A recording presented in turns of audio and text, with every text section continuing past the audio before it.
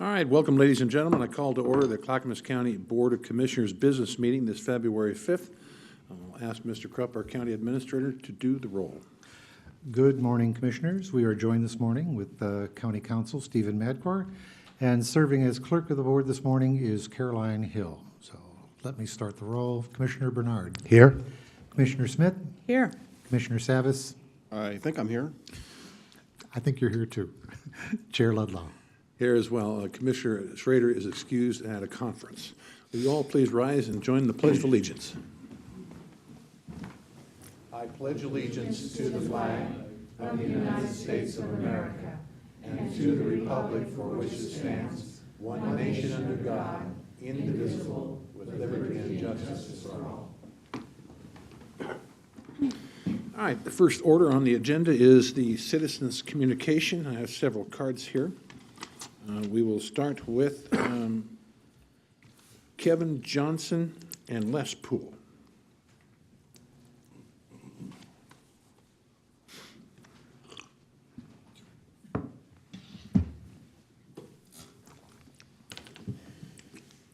Either one of you can start. Kevin Johnson, Gladstone. Had a chance to go through the 280 pages of material I see from the county staff regarding my concerns with the Fair Housing Council of Oregon. The first document was the HUD Fair Housing Act of 1980. There was no mention of training or education required to be provided by the county, which, as they tell us, is why the county taxpayers are giving this nonprofit money. There is, however, a report that must be produced, an analysis of impediments to fair housing, and there was a 170-page planning guide on how to produce that report. The planning guide does mention training and education, but there is no set amount required, nor is the report given to HUD. The training and education county taxpayers are paying fair housing to perform is solely determined by the county in their analysis of impediments. The AI was produced, of course, as lots of government decisions are, by a committee made up of government employees and people working for the companies and organizations that make their living off of government money. Naturally, the sky's the limit and they get it from the county. I believe, according to the Fair Housing Act, that the training and education requirements could be met with a 4-hour seminar once a year. The county's 77-page AI has 6 goals to improve fair housing. One is to stop discrimination in housing. According to the fair housing reports, there were 6 complaints over 2 years. Assuming all 6 were in Clackamas County, that's 6 complaints out of how many transactions? Thousands. Rentals, sales, ADA, whatever. It seems they are trying to create a problem that doesn't exist so they can get paid to try and fix the non-existent problem. In our case, they make up a new definition of discrimination. The AI also mentions a lack of affordable housing in Clackamas County as an impediment to fair housing. I don't understand how fair housing and affordable housing are quite connected, but that is their conclusion, one of the 6 goals. So what does fair housing do to help supply more affordable housing? Nothing.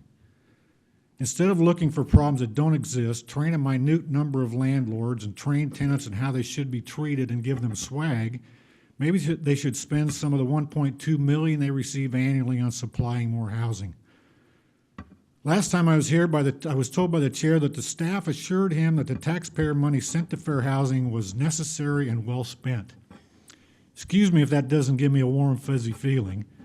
The statement comes from the same department that wasted $600,000 on a failed grant application, the same department that got county taxpayers into the Easton Ridge complex they failed to maintain and cost $24 million to repair, the same department that had to get $2.5 million emergency money to keep the county medical clinics open. Now we are supposed to take their word for it. Now all of a sudden they are looking out for taxpayers. I, for one, am very skeptical, and you should be too.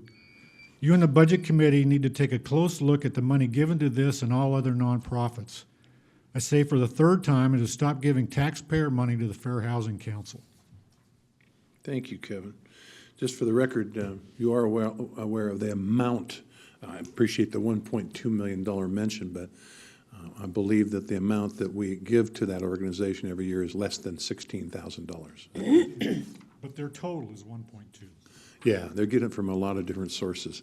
Yes. Sometimes I wonder if people join that just to keep them off their backs, kind of thing. So, I don't, certainly for our amount, that is definitely not the case.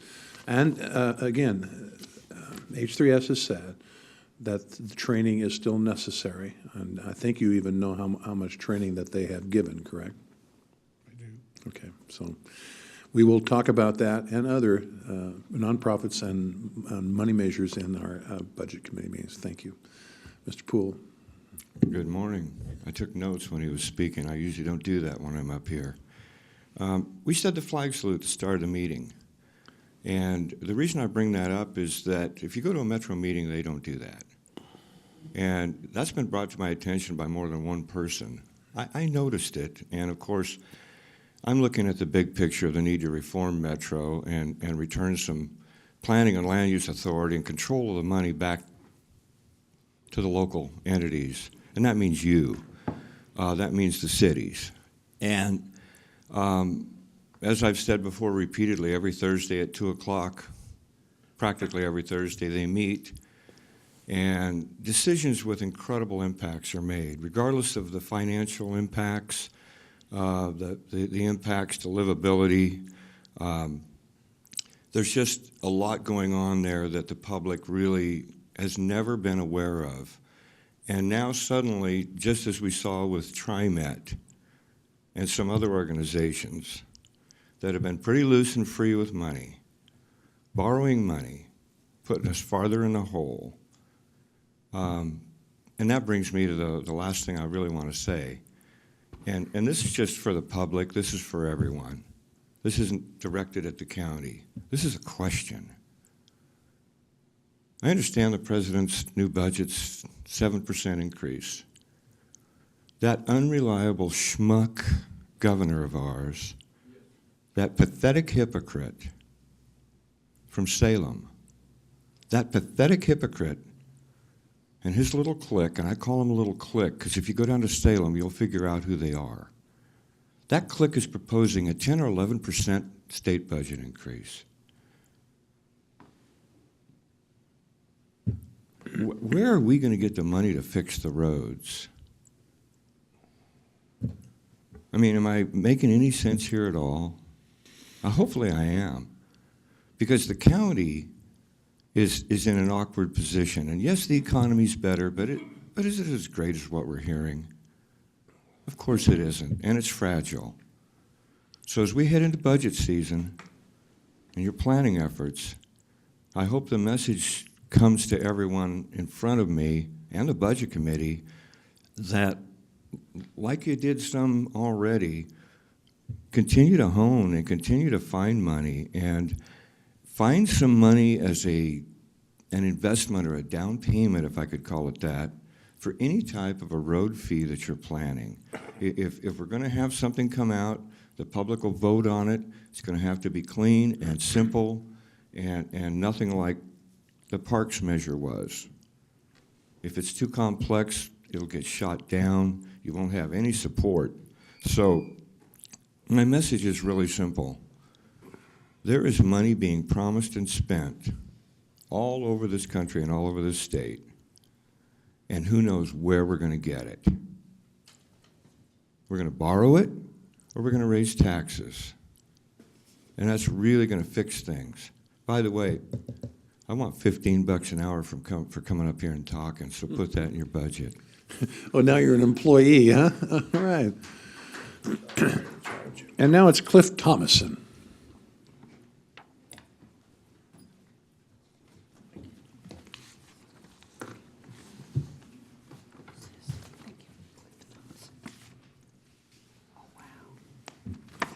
Thank you. My name is Cliff Thomason. I'm the Chief Petitioner of the Oregon Lottery Local Control Act, a statewide initiative for 2016 that would redirect Oregon Lottery dollars, 50% of them, back to the counties that they came from.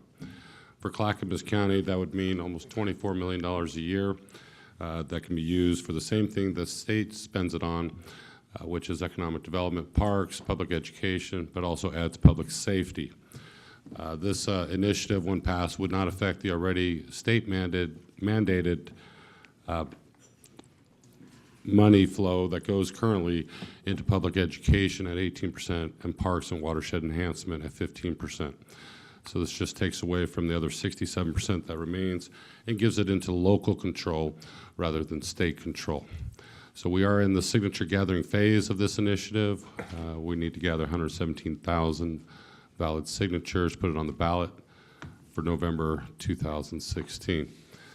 I would hope either at this time or time in the future, I would be allowed to give you as much information as you want so you can make informed, accurate statements as this thing gains momentum in the upcoming year and a half.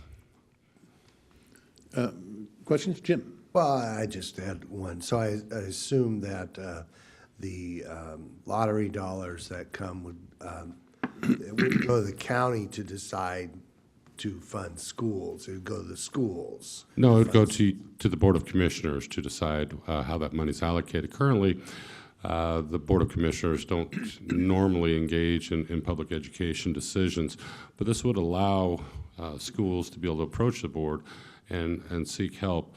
Oftentimes, we have bond measures that fails. We have schools that have infrastructure, deferred maintenance issues, and they just don't have the funds to address those. This would allow the commissioners to actually have funds available if they choose to help out the schools. You know, statewide, public education is an important topic. We rank one of the lowest in the United States in graduation rates.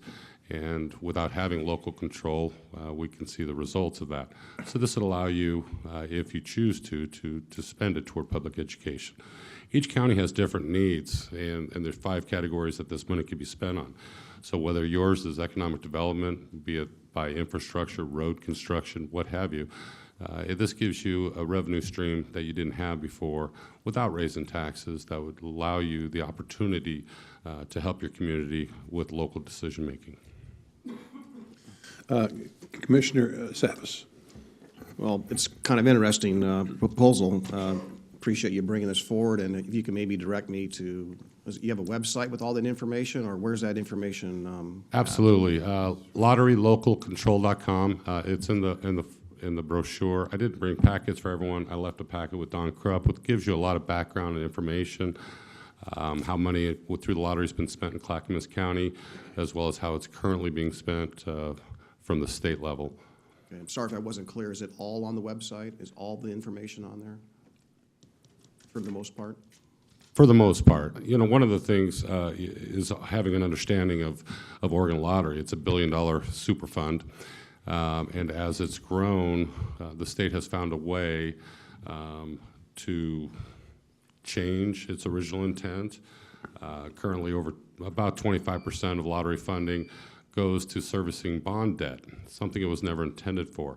In the current biennium, almost 10% of lottery funds go to ODOT debt servicing. So when you look at the numbers that are online, the numbers aren't really what they are, which is not a surprise when it's represented by the state. The second largest category on the Oregon website is 27% going to economic development. But the fact of the matter is 62% of that is going to service bond debt. So we're not even seeing the numbers representing job opportunities, family wage jobs, or anything else that might help local economies grow. When we look at the tri-counties, which we all seem to absorb into those three, for every dollar that's sent in, you only receive about 36 cents in services back. So as you, in the northern counties, always think that you're funding other counties throughout the state, it's never more apparent than with lottery dollars. Yeah, well, thanks for that. I mean, it's an interesting concept, and I realize that over the years it's gotten quite convoluted. It seems like often many legislators, their solution is a little bit more of the lottery money, a little bit more of the lottery money. Everyone goes to that well, if you will, and it's become. But I'd be interesting to know how many pennies or how many fingers are in that lottery money. I'm gathering that's on your website. It is, and Don has some more detailed information. Last week I met in a workshop with the Lane County Board of Commissioners and had all the information. But it's something that, when you look at it, and hopefully you're selfish in your intent that, money that's generated locally should stay local. When you look at the fact that Clackamas County sends over $4 million a month to Salem for them to decide how to spend it on money that your locals have gambled away, have spent with entertainment, as it were, and for them to decide, it's sometimes difficult. With the state, they tend to throw a broad blanket over local needs, whether it is through economic development or public education or parks or what have you. This just gives local control. It doesn't change the amount of money, it just changes who controls it. And I, for one, believe that local control is something that is paramount to everyone. Where else? I can't be on the state budget committee, but I can be on the Clackamas County budget committee. I can have a say, and I can help direct how that money is spent. When it goes to the state, we have no control over that. Commissioner Smith? I'm sorry, we're done. Yeah, I'm sorry, Paul, go ahead. I just had one follow-up, and I'm sorry. And that is, so when you mentioned $4 million, and I see that Clackamas County's share under your proposal would be $23 million. Would that be 2 times 12 months would be $24 million? So is half of it proposed to go where it's going today? And 33% is guaranteed by law with public education, parks, and watershed. It would leave the state with 17% discretionary, but give 50% of the overall lottery budget to local control. Okay, thank you. Judy. Thanks for that, Paul. The idea is fascinating for me. I hear complaints about lottery from our citizens a lot, that it wasn't used for what it was directed to, and then lawmakers are taking it to use it for their pet projects. And Clackamas County is certainly one of the counties that does not receive back what we feel is our fair share. Now, if you want to give us $24 million to pave our roads, I'll take it. However, I'm not too keen on funneling it through the schools, and this is why I think there's a constitutional challenge with that of county government funding schools, and don't really want to create a new program or a new task for county government, because my experience is, once you start funding something, this is a dedicated fund and always be there, and then the funding goes away, then we're stuck with funding schools, and that's really not our function here. Although, yes, schools are important, but there are other entities that take care of the funding of our schools. I see you're from Klamath Falls? No, I'm from Grants Pass. Grants Pass. I often get those two mixed up. Well, thank you for coming all the way up here today. Yeah, not a problem. And I understand your concerns on public education or creating a different funding request subject. And, that's something in some counties, like, let's say, Josephine County, Curry County, they may spend all the money on public safety. In your area here, you may spend it all on economic development. You can decide as a board, what percentages go to where, and if any go. It's up to local control. So this board may not be so public education minded, but the next board may be. And it's whatever the will of the people, because they're the ones who vote in the elected officials.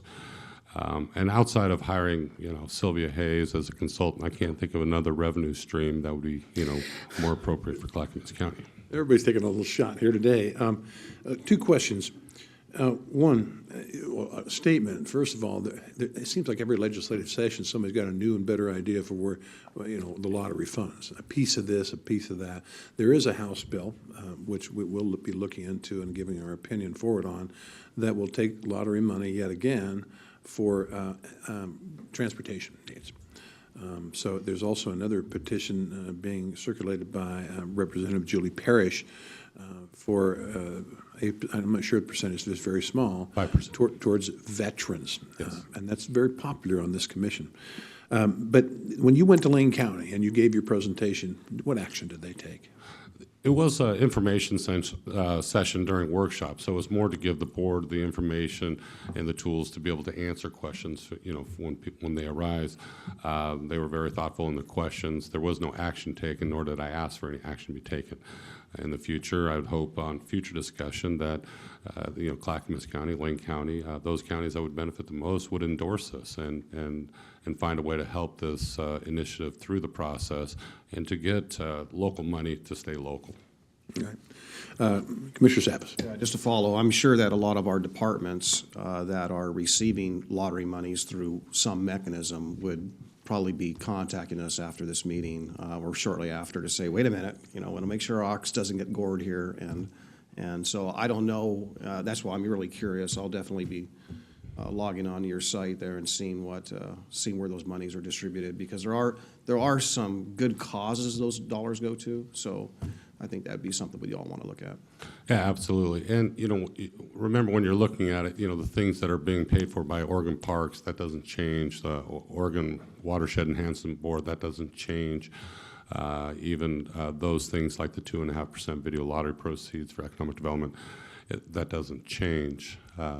What it does is just, again, takes the control from the state and gives it to you so you can better enhance some of those different projects. All right. I appreciate you coming from, you and I have talked and emailed, and I appreciate you coming forward to address this body this day, and we'll take under consideration whether to have a study session, information session, and invite you up yet again to talk about this. When do you anticipate that the signatures may be gathered? No, we've been gathering since November of this past year. When will you finish? What's that? When will you finish? Projected. That depends on how much help I get from you guys. Lay it on us. Right? Most boards, know people of influence and affluence, and initiatives, they cost money. They take time. They take volunteers, and I travel up here to Portland area, once a month, and gathering more and more support. They say to win an initiative, you have to win the tri-counties and Lane County, and those 4 counties, get the shortest end of the straw now, and they would benefit the most if this were to pass. So it's been received well. We polled it last year statewide with an oversampling in the tri-counties, and it came back 3-1 in favor. That data results are in the larger packet. So it does well. But this isn't something that's politically driven. It's not driven by a party or a union or something. It's Cliff from Grants Pass. And so it's an education process and going before the boards and sheriffs and citizen groups. We've got the time to gather the signatures and to get the momentum. We have to have them in by July of 2016. So it's something that we think we will make it on the ballot. We have an excellent ballot title. Julie Parrish, with the Keeping Our Promise Act, unfortunately didn't get as good of a ballot title as we did, but yet she has a great network of veterans to help her through this process. So I would just hope that in each area that I visit, that we get people to gravitate toward this and help this movement along. All right. Thank you, Cliff. I appreciate you coming all the way up here today. Thank you so much. All right. Mr. Krupp, we now have public hearings. I think you have one more card. Oh, I'm sorry. No, I don't. Mac? Oh, I'm sorry. Mac, I should have called you up when Cliff was up here. I apologize. I thought I had 3.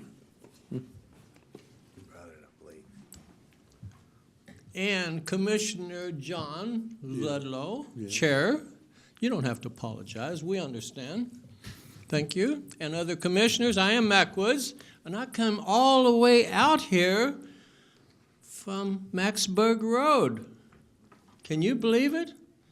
And I would have been here on time if there would have been some parking, but our hats are off to all the veterans that don't have room to park when they come here to talk to the Veteran Service Officer. When they brought them from over there, where there's plenty of parking, plenty of room, one level, to here where you can't park. There's not one parking space out there, handicap or anywhere, so I had to go out there in Timbuktu and park, and I was late getting here. Sorry about that. with that in mind, Chair Ludlow, just to cover you, and we, the public speakers, certainly understand what respect is, so I'm going to protect you. But first I want to compliment the folks that's doing the DVDs. What a great job they're doing. Going clear back to when I got gavelled down. I got that. And it wasn't you, as you mentioned the other day. So you don't have to apologize. It was Lynn Peterson. I got the exact date. I got all the DVDs of everything that goes on here. I have very close to all of them since I started coming here. And guess what? It ain't over till the fat wallet sings, and my wallet is not fat, but it's going to be. I have information that most people has forgotten about. Yeah, everything that was said right here. And Commissioner John, Chair, you know quite well that even a beginner realtor knows how to get public records and who owns what. There's no secrets for that, but most public taxpayers don't understand how it works like you and I do, John, which principal brokers, that's over the brokers and everybody else. We got to know the rules. And we know how to go down to Cape Brown's, out of respect, Secretary of State's office and see how each and every square foot of property is owned and who owns it, whether it be a sole proprietor, that's an individual, an LLC, a corporation, a partnership, or whatever. There's no secrets. It's all public records. And the only thing you have to pay for is sometimes they charge you to get copies, of which I have a file cabinet full of things that took place right here, and I'm referring to Clackamas County, not things that's happening down in the governor's office, Les, thank you, but I have the records. And guess what? You guys are going to have the opportunity to see something you've never seen before when my wallet gets a little fuller. Thank you, Chair Ludlow. And I didn't mean to stand you out. You don't have to apologize. It's okay. We're having fun. Just so you know, Yes, sir. that I have asked for, and I actually saw a sign at Wilsonville's City Hall that said veterans parking only. And you should know that there are going to be 2 of those signs out here very soon for only vets. Just so you know, do you have any idea how many service-connected veterans there is here in Clackamas County? It's a whole bunch more than 2. Well, it's I'm a one question of of how many visit these offices, though, Mac. That's why. So me and Jose that's going to be here that's helping me reaching out to every cotton-picking county in the state to get the veterans tax exemption back to where it started in 1955. You're going to get to hear about that, too. That's a different subject. Thank you, though, Chair. Commissioner Savas. Mac, I have a question for Yes, you. sir. Yeah, so you mentioned about finding records and everything. So, Yes, sir. You mentioned you're a principal broker, Yes, sir. okay? So my question Well, is, that's over the others because you have to have spatial knowledge to pass that test to keep your brokers and other realtors from John knows the rule. He can explain that to you when we're not being boring to the public. Go ahead. right, it's not my field of expertise, so I'm asking the question. Thank So- you. Go ahead. And that I'll is, so as if a broker has an interest, a financial interest in a property, is that something that's filed or findable through the public records process? If he doesn't own the property, but he's got a financial interest in the property or a contract with the property owner, is that findable? Well, if you got about 30 minutes, I can give you the statute on that, and John and I knows exactly what it is. And yes, it would be a conflict of interest, and he could lose his license, he or she, for that. If you're connected with a property, then you're getting personal gain out of it, you can be dethroned. Huh, John? Tell Paul yes. If you have a contemplated interest in a property that you represent, Yes? or that your client is buying, you must disclose that to all parties, as you well know. Only you and I well know that as principal brokers, yes. You're pretty good for a beginner, John. You I mean, think. Mr. Chair Ludlow. A few years, yeah. So the point of the matter is if somebody has a contemplated interest in a property, Yes. and they're involved in a transaction, all parties have to know that. It's a straw man, which I'm sure you're familiar with the phrase. and it's certainly not allowable by the Oregon Real Estate Division, and there could be sanctions for that if you don't disclose. And that even includes the gentleman like Scott Taylor that was appointed by the governor that used to be the commissioner over the real estate agency, and because he messed up and I filed a complaint on his tail, he had to resign too. I'm tough. Commissioner Savas? So the question I have is, and I don't know what, again, I'm learning, but the chair raising the word contemplated, is there a difference between contemplated versus actually written? That's a pretty big question for somebody that don't have any college. I have 20 years over that continuous active duty. Common sense applies, but sometimes common sense just ain't too common anymore with politicians. Particularly about time to vote, they make this big hoopla of what they're doing for veterans, and after they get elected, they forget about veterans, and that's going to come out too. Thank you for the question, Paul. Thanks, You Matt. understand. There's Do you only have- one? Did I explain that correct? I might follow up with you afterwards. Yeah, I can come in and talk to you anytime. I got proof, solid concrete proof, and you would be surprised of the information I have right here in Clackamas County, more specifically Block 37 in Milwaukee, of who owns every cotton picking square foot and how long they've owned it, when they got it, and everything else. It's all facts. It can't be destroyed. It's wonderful, and my wallet's going to be thicker one of these days because I've spent a lot of money on attorney fees in vain. No, it ain't in vain. It's going to say it ain't over till the fat wallet sings. Commissioner Smith? Just so you know, Mac, I own a farm in Clackamas County. Yeah, and I know good things about you too, Tootie. Thank you. We Just appreciate you. disclosing to the world, I own something. Well, don't you have to? No, it has nothing to do. You're not gaining money out of it, Tootie. I know that. Well, no, I'm You have farming to live in try to. Clackamas County. I live in Clackamas County. I own a farm in Clackamas County, and guess what, Mac? I plan on making money on my farm. And There that's is totally no legal. We know that. John knows that. Mac, If it may wasn't, I I'd apologize. finish finish. my sentence? I'm sorry? Let I her can't finish, hear you. please. Let me finish. Yeah, please go ahead. I own a farm. I raise hazelnuts. I plan on making money on that. Are you saying that I need to disclose every time I vote something on a farm issue? Now, let me finish. I think that we can go overboard with our public officials. Now, these things I gained long before I became a politician. And quite frankly, most people don't become elected to office until very much later in life when they own things, because when you're younger, it just isn't possible to run for office and be successful. So I'm just letting you know, if you cast a net over one of us, you cast a net possibly, potentially, over all of us. Let me clarify your let me simplify your comments for you. Thank you. What you're doing is absolutely legal. John knows that and I know it. If not, I'd have been calling you, or at least made a mention of it. So I own some big garden too. In fact, I had a 38-pound watermelon last year. But I'm not divulging anything about that either, because it don't affect anything that I'm voting on. You're in a different position. You're voting on different things that apply to our raising our taxes. And you raising hazelnuts ain't going to raise our taxes.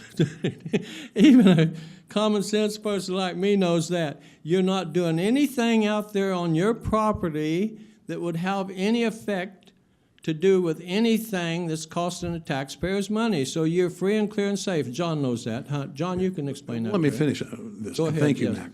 I was going to simplify Let it. me but point go ahead. out why Commissioner Savas asked his question. I'm a Sorry.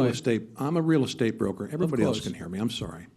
I'm a real estate broker. For 37 years, my sole income was by commission. That's if I didn't get the commission, I didn't eat. I didn't pay my bills. I have listings, 2 of them in the Stafford area that I took in 2006, long before my contemplated run for this office.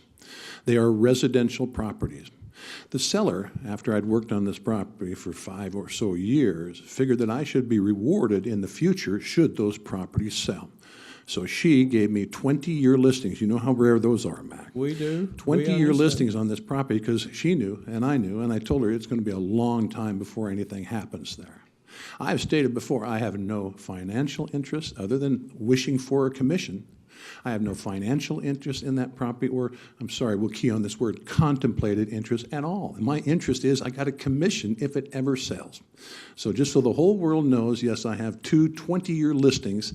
And by the way, those are my only listings at all right sorry. now. And it's only because they're hanging on since 2006. My agents have some other residential listings nowhere around that area.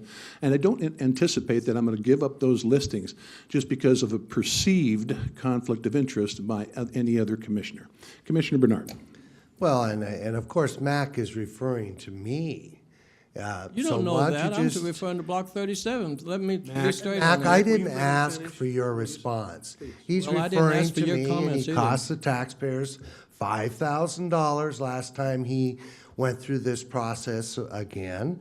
I mean, I've gotten, I've heard that the FBI is investigating me. They have my address. I welcome their investigation. I've also checked, and the FBI is not investigating me. That rumor was actually affected one of my potential contributors. I had to explain myself, and the person who brought it up was reprimanded. There's one thing that I think I took great care of, and I think John has too, and that is we identified the potential conflict. And there was, until that conflict becomes an actual conflict, just acknowledging the fact that there's a potential is enough to assure the citizens that those decisions are being made properly and legally. So, the courts, the Ethics Commission has reviewed the material and said unanimously, I was standing at the foot of the Statue of Liberty when I got the call, that there was no impropriety in that issue, and I hope that the taxpayers' dollars are not wasted again by innuendo and misrepresentation of facts. The one thing that amazes me is the suggestion of a professional person reading the material can actually be wrong. I'll be happy to display the property I own, the lot numbers and everything. Many of them purchased in 1935, and myself purchasing my father from my father in the 80s, and again, which is crazy, purchasing my own property again from myself so that I don't have to pay 35% taxes twice. So it's absurd, and I'm really getting tired of it, and I hope the citizens of Clackamas County, when this gentleman walk up, turn off their television and come back 3 minutes later and really watch the business that we do in Clackamas County. So thank you. Thank you. Commissioner Savas? Can I respond No, to you that? cannot. Thank you. Because it's on live Mac, TV. Mac, it's on live We TV. You've appreciate gotten it. a lot more than 3 minutes. You've got us to talk very candidly. Are you going he talks more than to, 3 so you'll minutes. interrupt the rest of the commissioners, Try to you'll insult my overrule the chair. integrity. When are you going to stop? Well, I'd like to have a public meeting and invite Mr. Bernard and I to converse together, and I have proof he don't know about. Thank you. Mr. Bernard has said he's more than willing to disclose any property interest he has, and I think that's good stuff. We all do. I own one house. talking about you? No, Mac, I got to finish here. I'm the chair. Come on. Well, out of Mac, don't respect, sit it down. should run both Mac, you're ways. done. Mac, you're done. I own one piece of property. I've always owned a house. I have no financial interest in any other property except for those blessed listings in the sky that may come to fruition. Commissioner Savas. I just wanted to clarify that I think I hopefully own the right to know what drove my question, and for someone else to infer that my question was asked, like you did, Chair, is just unfair. My motives, I am a very curious individual who asks a lot of questions, who likes data and likes to have clarification, and somehow insinuate that that was directed towards my fellow colleagues is quite unfair. It might be unfair, Mr. Savas, but in an executive session, you claimed I had a conflict of interest. That has been addressed by our legal counsel, who has said I do not. I hope it'll be settled there. Otherwise, your general interest in property ownership or contemplated ownership by anybody in this county, let alone people on this commission, is untoward and unreasonable. So And that's my that opinion. includes the information handed by Mr. Thomason today, and that includes information requested come in on. regards to boundaries, for crying out loud, sir. To isolate this somehow, to be directed towards yourself is just unfair. I thought it's a good opportunity for me to explain my blessed listings, should they ever again come to a state where they're sold. I didn't bring up your listings, and that wasn't even the topic here today. I'm sure they weren't, Mr. Savas. And now we're going to get on to the business of this commission, and that is public hearings. Mr. Krupp. Yes, Mr. Chair, we do have two public hearings this morning. The first is consideration of an ordinance that would amend Title V relating to animals in the Clackamas County Code and would declare an emergency. I'm going to invite Mr. Mike Bezner from the Department of Transportation and Development and Scott Ciecko from the County Counsel's Office to provide a report.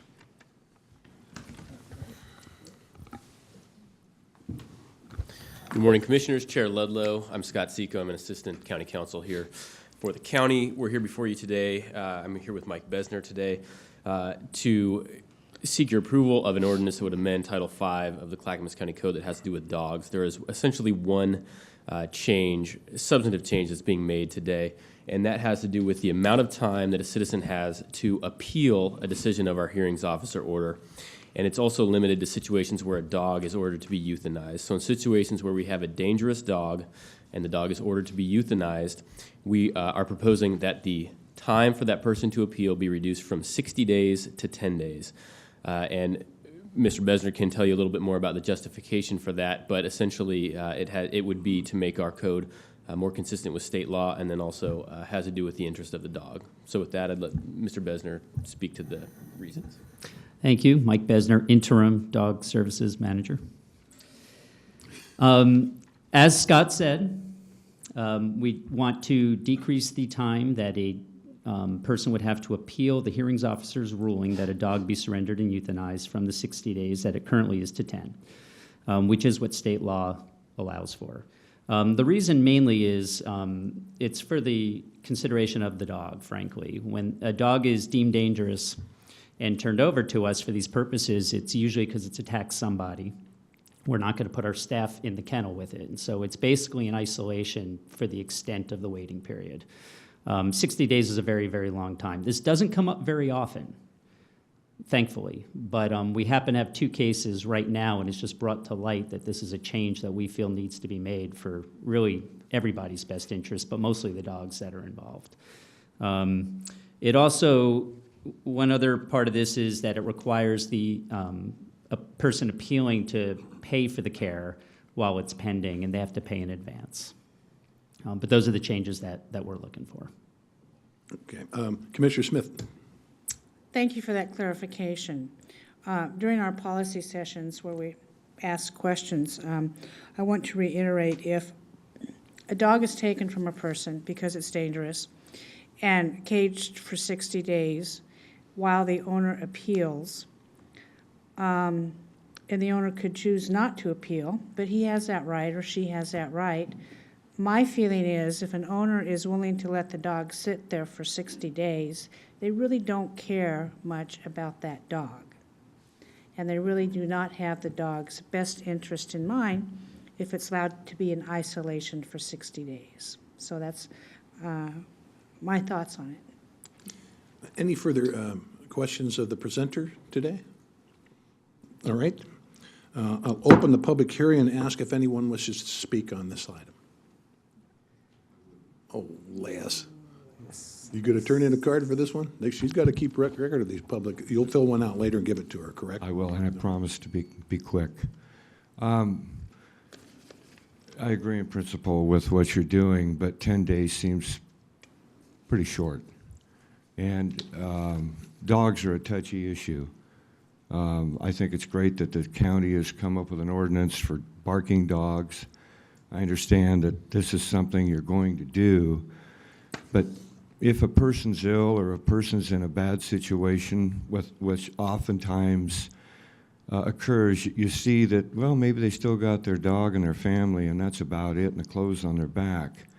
And by all means, dangerous dogs usually can't be rehabilitated, but I would think that 20 days or 3 weeks would probably be a better way to go. That's just my personal opinion, and I understand that there's a cost for this, and there's going to be people that you're not going to be able to collect from, unfortunately, so it's also a money thing. I mean, keeping a dog caged up for 60 days certainly isn't right, but 10 days might be pretty quick, and you don't want to do anything that's going to have somebody come back and create a big legal hassle over your time frame. So just think about that, and thanks for your time. Commissioner Bernard?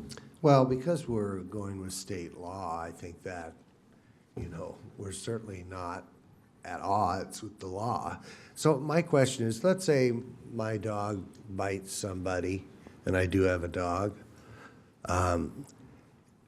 What's the process to appeal?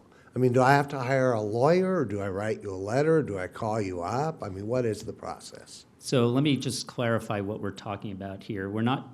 This doesn't happen very often. We don't deem very many dogs dangerous. Actually, most of the time, the owner willfully surrenders the dog because they understand the situation. They don't want it to happen again, but not always. And so this is those rare occasions when a dog has done usually multiple attacks or a particularly vicious attack. Nothing we could do about this dog. It's not safe to be in public. And this is the kind of thing we're talking about. And the hearings officer determines it dangerous because we don't have that authority. It has to go to the hearings officer. The appeal is to circuit court. So they generally probably do need a lawyer. I don't know. I've never appealed one. Usually they are able to find a lawyer who does it for free. They're out there. Who find dog cases and they're willing to just do it for free. Because it's true, most of the people involved, and I could say that, do have a hard time paying for even $300 that they might owe us, let alone hiring a lawyer. So follow up. If my dog has done this, could I call you up and say, look, I'm going to appeal this? What does that mean? Well, you have 10 days to appeal it, is what you would basically say right now. Yeah, well, that would be correct. So when the hearings officer issues the order, which is usually within a day or two of the hearing, it's not right then. At the bottom, it says you have the right to appeal, and it's in a way out of our hands. We don't hear the appeal, and the appeal is made to court. So they've already had a hearing. Oh, yeah, they've had their hearing. Okay, so I think that's an important Sorry, distinction. yes, we've gone in front of the hearings officer. The hearings officer has ruled that the dogs are to be surrendered for the purpose of euthanization, and then they are given a period to appeal his decision to court, which generally are not going to review his judgment, but review if he applied the law incorrectly. That's a good, okay. It's a good point. Good I'm glad you information. mentioned it. I didn't know that either. Commissioner Smith? Thank you for that. But remember, this dog viciously attacked and hurt a person. We are not dealing with innocent little animals here that are warm and cuddly, or they wouldn't be in this position to begin with. Thank you. Yeah, I've heard stories about Commissioner Bernard's dog. I think it weighs 3 pounds or something. It's a real shoelace killer. They can still bite. Like Yeah, they can bite, and they got sharp teeth. Commissioner Savas? Yeah, I just wanted to I think we're getting close to the clarification for people, whether they're in the audience or listening to this video or watching it at home, is that they understand that, if a dog bites someone, that, doesn't instantly jump into a 10-day period and the dog's euthanized. Even before it gets to the hearings officer, it's going through a long process. And so there's a lot of time, and then it's only the appeal period that's being shortened to 10 days. I think it's important for folks to know that these are rare circumstances that are issued by a judge or a hearings officer, and there is substantial amount of time that precedes that for all these activities to take place. Yeah, that's true. We get the complaint. We send out our dog officers, they investigate it, they prepare, they interview the witnesses, they do a full investigation, then we schedule the hearing. We will reschedule it if the owner of the dog can't make it. Almost always we'll get a date when they can make it, because that is important. They're able to give the hearings officer their side with witnesses. The county does the same. Then the hearings officer, who's not a county employee, although is under contract to the county, makes his ruling. And it's that ruling that could be appealed. Is that the same guy as the land use officer? I don't think it Okay. is. I'm going to close the public hearing now, and I'll ask for a motion to read the ordinance by title only. I move we read the ordinance by title only. I'll second it. All right, motion by Commissioner Bernard, seconded by Commissioner Savis. So I'll ask the clerk, let's vote on that, to take the poll. Commissioner Bernard? Aye. Commissioner Smith? Aye. Commissioner Savis? Aye. Chair Ludlow? Aye, passes 4-0. I'll ask the clerk to assign a number and read the ordinance by title only. Okay. The number's 02-2015. An ordinance amending Title V Animals of the Clackamas County Code and declaring an emergency. All right, I'll ask for a motion to adopt the ordinance. I move we adopt ordinance number 02-2015, amending Title V Animals of Clackamas County Code and declaring an emergency. Second. All right, motion made by Commissioner Bernard, seconded by Commissioner Smith. Any further discussion? I'll ask the clerk to call the poll. Commissioner Smith? Aye. Commissioner Savis? Aye. Commissioner Bernard? Aye. Chair Ludlow? Aye, passes 4-0. Thank you, gentlemen. Thank you. And now, Mr. Krupp.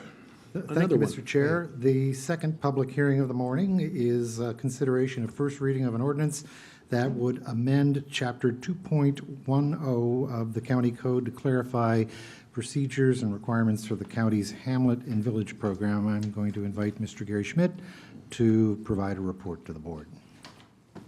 Hi, I'm Gary Schmidt from Public and Government Affairs, but actually Stephen Madkour, County Counsel, will kick it off and I will support him. Thank you, Gary. Morning, Commissioners. Stephen Madkour, County Counsel. And what we have before the Commission this morning is an amendment to a section of our code dealing with hamlets and villages. The board will recall earlier last year it had directed PGA to undertake an evaluation of the effectiveness of that particular code section, see if it needed any updates or modifications. And what we have before you are the results of that study. It had 2 prior meetings with the board itself in terms of reviewing the proposed language. And what we're doing is we're modifying the status of CPOs to clearly state that they are not agents of the county for the purposes of risk liability. We've had situations like that in the past. We are also deleting some of the statutory legislative history component at the beginning of the section. It really does not need to be in our code. We have that history separately. We are allowing for a code of conduct, so to speak, of hamlet and village members to abide by public records law, public meetings law, and things along those lines. At the last board meeting, when we were presenting this, the board had also directed us to incorporate into this the acknowledgement by the hamlets and villages of the board strategic planning goals as well. Not necessarily acceptance or support of, just acknowledgement. So your advisory groups on the hamlets and villages know what the board's priorities are, and that has been incorporated into the process as well. There's also some rewording of the elections process. I will point out that once this had been circulated, there was a requested revision from some folks in the community, and that deals with the removal of a member of a hamlet and village. We currently have it drafted that the other board members would be authorized to remove that particular individual. The request, and I believe the recommendation of PGA, is to change that language to allow it to go to a town hall type vote. So that is a change that you don't have before you. It would be on page 8, section 2.10.060C, removal of a board member. We currently have it drafted as vote of 2/3 majority of all board members, and that means that other board members on the hamlet or village, not the Board of County Commissioners. The proposed language would be a 2/3 majority of voting members at a town hall meeting. The matter of removal may be acted upon at a town hall meeting of the hamlet or village. So you put it out towards to a popular vote, so to speak. So that's the one change. If the board is supportive of that, we would incorporate it into this version and move forward to a second reading on February 19th, I believe is the date we have for it. There were also some other issues that the board had discussed at the study session. One was the amount of funding to hamlets and villages. One was the amount of voter participation necessary to elect members to the Board of Voters in villages and hamlets. Other things concerned the election of like postcards and notice to people and things along those lines.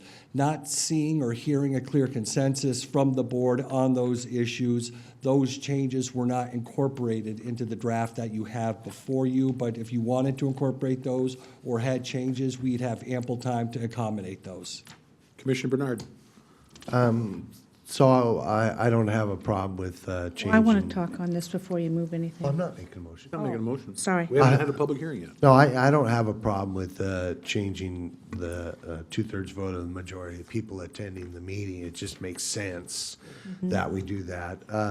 As far as the funding of mailers and stuff, I think it'd be more appropriate if we, in the budget process, decided to give more money to those groups to make sure that more mailing goes out. I mean, that's something I'd be interested in considering during the budget process. I think it'd be valuable to have an idea what that might cost. And I believe that'd be Gary's department that would do it, so that's a consideration in his budget of how we do that. I mean, it'd be great, but it depends how much it costs. I mean, because we have some responsibility as citizens, members of the village and hamlet, to go to the meeting and to be aware that there is one. And just because, you know, I used to say that in the city of Milwaukee when we had a change, the only way you can get some of those people is if you knock the door down and drug them down the meeting, because they'll receive notice after notice after notice, and they'll continue to say, I didn't know anything about this. So we have to, I'd love to hear in your budget process what that would cost. So for me, I'm good with not including that right now, but I would be interested in including that should we budget for it. As a question on that now, if we approach that during the budget period, would we have to come back and change this ordinance yet again if we decided to fund the mailers? Not the funding part. If you were to direct how many mailers went out or that mailers had to go out at a particular time before an election to particular people, and you wanted to mandate it, you would have to change the ordinance as it's currently worded. You could also direct that notice shall be provided, reasonably calculated to give all citizens and residents of the CPO or hamlet or village notice of the election, something a little bit more flexible than that. You could certainly incorporate that between now and the 19th when we have the second reading on it. I would probably dissuade the board from saying that you have strict notice requirements, because what happens if somebody doesn't meet it? Does it throw the whole election out? I believe when we discussed this, Mr. Schmidt has some ballpark numbers about what this would cost. Did you not? I do. Depending on the size of the hamlet, because they're all different sizes of their citizen members, it's between $500 and $1,200 for a single mailing postcard. Mm-hmm. Commissioner Savas. So I want to get back to the handout and get a clarification. So I'm going to read it, and I'll emphasize the word, make sure I understand this. So any member of the board of directors of a hamlet or village may be removed by a 2/3 majority of voting members at a town hall meeting, period. The matter of removal may only be acted upon at a town hall meeting of the hamlet or village, or is there another mechanism? And should the word only be added after may? Or is it just may be, and this is the only mechanism, or maybe I'm saying the same thing? Good, that's a good question, actually. Does the word only belong in there, Mr. Madkour? This is not our language, but if we are saying that, yes, the only time you can be removed is at a town hall meeting, that you would want to include only. Good catch. All right, we can generally assume that that word would be implanted right behind may. Commissioner Smith? Thank you. I'm going to read some of the changes because the folks out there listening, I think it's very important.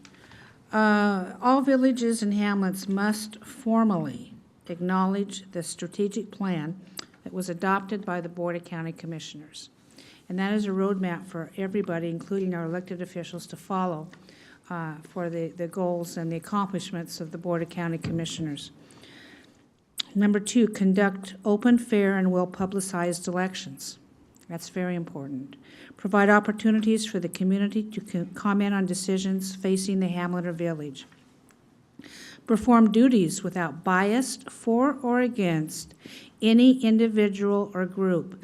And I think that is very important because there have been a situation with, or I should say, many situations with a particular hamlet, they are not here today, when hurtful actions were taken by person or persons against individuals in the community.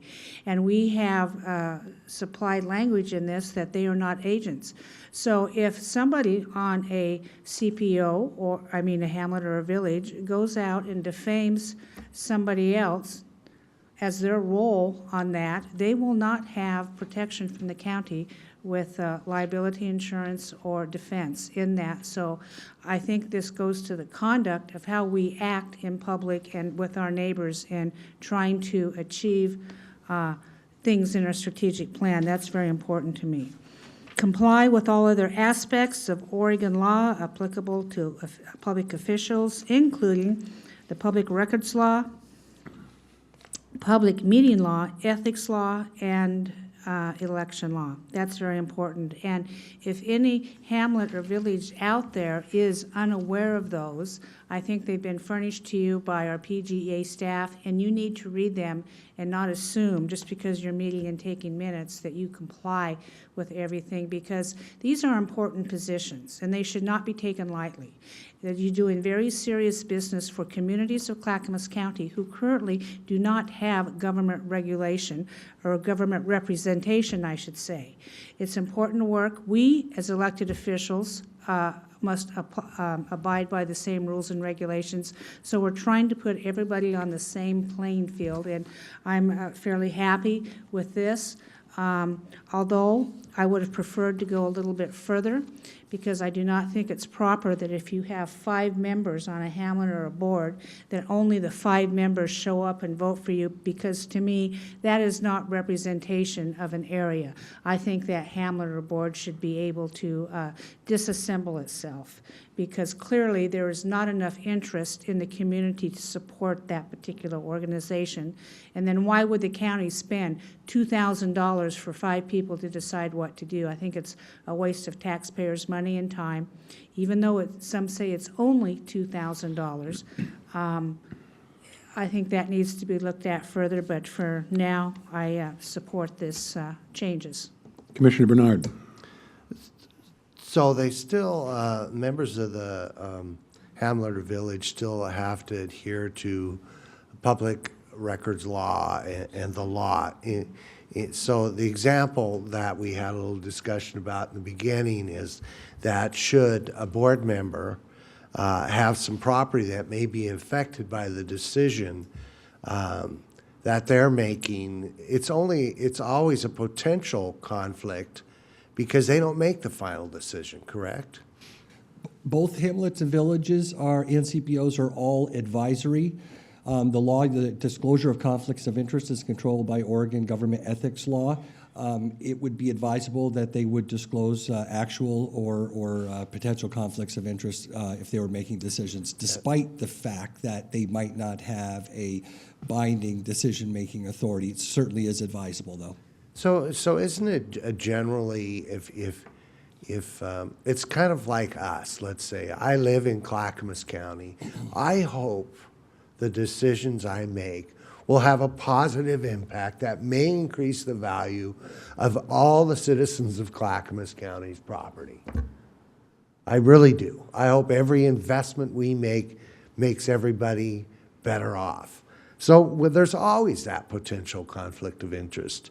So I really, all I really want to know is they're still required to make that potential conflict of interest should that decision affect their particular property.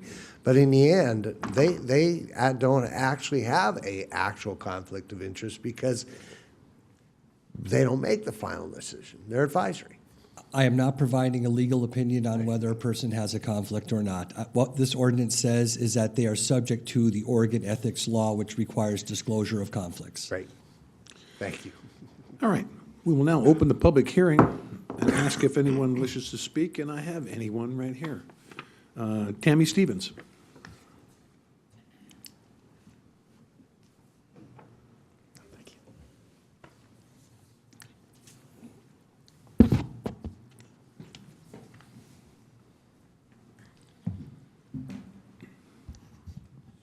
Good morning. Tammy Stevens, Beaver Creek, Oregon. First, thank you very, very much for supporting the Hamlets and Villages programs. I mean, sincerely.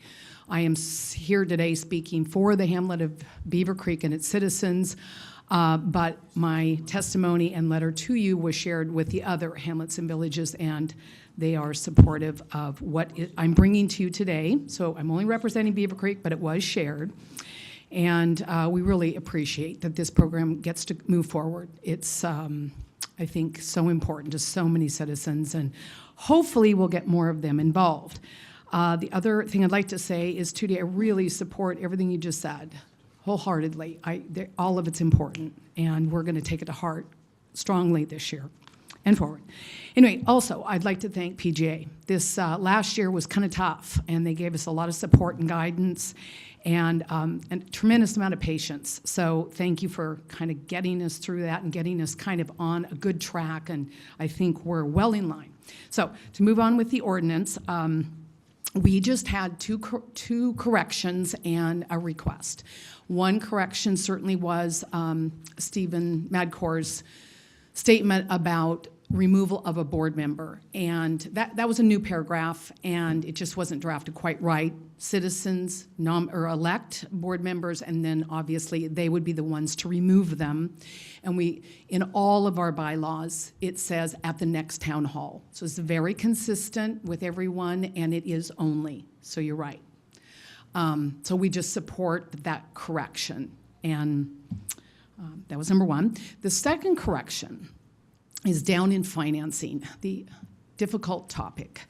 And that is when the ordinances were originally drafted, they stated a impressed checking account.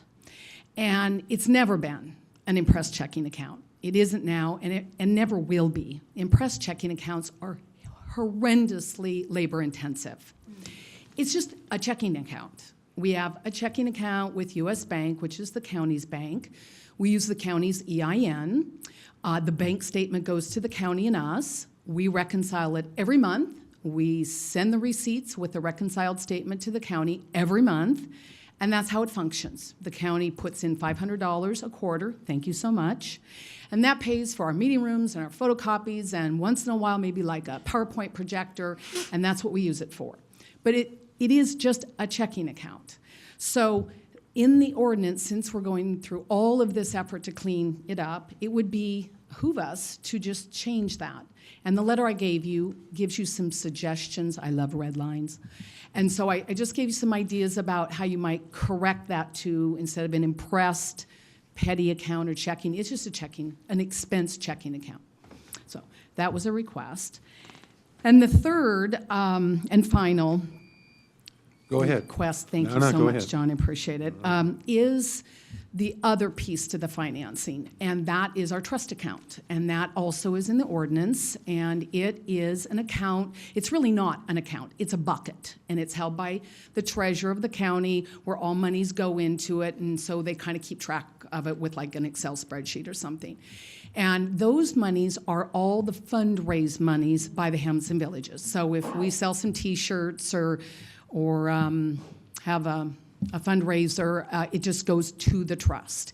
And it gains interest, which is wonderful, and we can, in writing, request a check from that for our activities.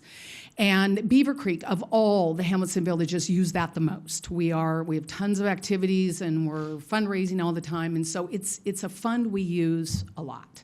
The others, not so much, so they're not as vested in this issue. Our request is to have, maybe in addition to, as an option, like a savings or money market account with a county-approved bank, like U.S. Bank. Just like we have a checking account with U.S. Bank and your EIN number, we would have a savings or money market with the bank, same setup, where we could put our fund-raised money. And there's reasons, just not something else for everybody to do, but the reasons that we quote in the letter is, if we were able to have that option, the tracking of finances would be more accurate and timely. We just had some timely and accuracy problems. The crediting interest would be reported monthly versus quarterly and calculated automatically versus manually. Money would not be commingled with other county accounts. Deposits and withdrawals would be more accessible and much quicker.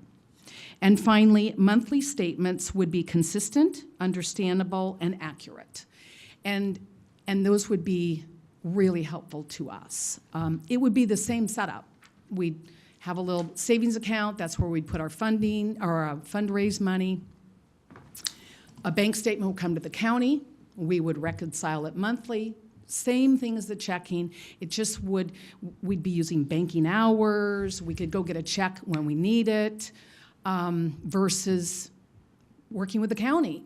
You're not a bank, and your hours just aren't great. So that would be really helpful to us. Now, PGA, I've discussed this with them, and they kindly went to the treasurer.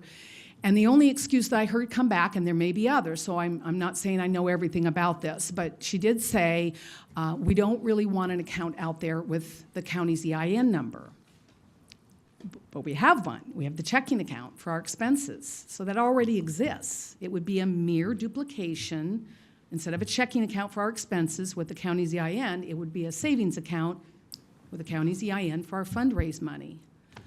Same reconciliation process. You'd be fully aware of everything we do and why we do it, but instead of coming to the county and requesting a check and that person's out having a baby or they're sick, and then we have to find somebody to give our money to deposit, and then we get a little Post-it note with here's your receipt.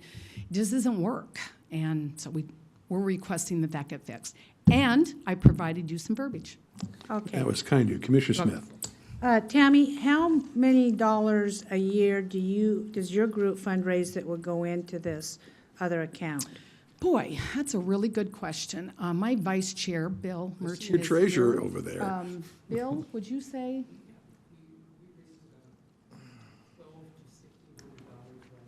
$1,200 to $1,600 last year. Well, and it ebbs and flows. I'm gonna take a stab at this, and you folks can help me. At $1,200 to $1,600, if it was $12,000 or $16,000, it may be cost effective to have this separated, but I'm going to punt to you folks. Well, first of all, we'll probably have to close the public hearing. So, Tammy, I appreciate your input here. We're going to go over every part of this, I guarantee you. Okay, thank you. We may even call you back up for a question if we have one.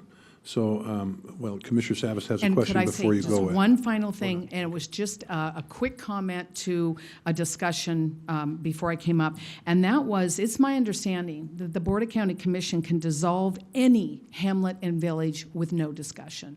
It was just a point that got brought up, and I just wanted to put that out there, that you have a lot of control over our being around or not. So, okay, thank you. I hope we'll never have to do that. I know that one self-dissolved in the past year, which was their choice and so on. Right. Thanks, John. So I'm going to close the public hearing, and Commissioner Savas.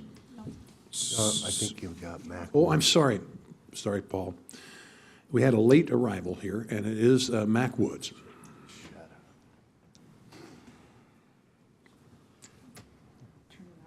Thank you, Chair Ludlow, again, and you keep saying you're sorry. It's okay. You don't have to be. I am Mac Woods, and I was down there ordering the CDs of the history when I saw bits and pieces of what the discussion was here right now. So I chose to order a couple extras because they can be used in the future. Thank you. So you don't have to apologize. But I happen to know a whole bunch about the Ethics Commission. There is a big difference between state law and county rules. We need to know the difference. I have learned by the School of Hard Knocks that even some attorneys don't understand the law. Won't go into detail on that out of respect, but with that thought in mind, a clarification, just because I didn't have time a while ago, run out for Tootie. Tootie is safe as the Bank of America, probably safer.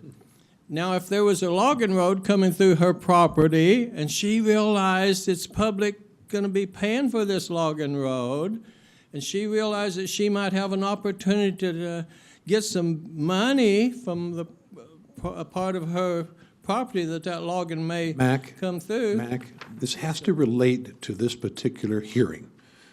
How many minutes do I have? Well, I'm going to cut you off unless you talk about We'll this bring hearing. that up then, thank you. This hearing is about the Ethics changes to is that. what I was hearing. No, ethics was mentioned in that these individual board members of hamlets and villages have to abide by the state ethics law. That's the only reason And ethics so came does up. Tootie. It ties in the same rules, ethics laws. Okay. Can I finish? No, does it relate to this particular public hearing, Mac? We'll keep that in mind, thank you. And Mr. Madkour, repeat your mention of, the only mention of the state ethics laws in regards to hamlets and villages. Yes, Chair, there is it's a new inclusion. It is in the section about the conduct of the board. It's the Hamlet and Village board members themselves. And it deals with Section 6 on page 8, stating that they shall comply with all other aspects of Oregon law applicable to public officials, including the public records law, the public meetings law, ethics law, and election laws. And frankly, this is really just a formalizing or a clarification of the existing expectations and status of hamlets and villages as well. It just lays it out in our ordinance. They were always subject to those laws. Yeah, that's a good point. It's just re-clarifying that. And so that, again, as it relates to this particular hearing, this is a good thing that we're calling this out, that everybody, and just the Hamilton Village board members know this already, and us are all beholding to the same public ethics laws. Commissioner, wait a minute, close the public hearing. Commissioner Savas. Okay, well, all right, so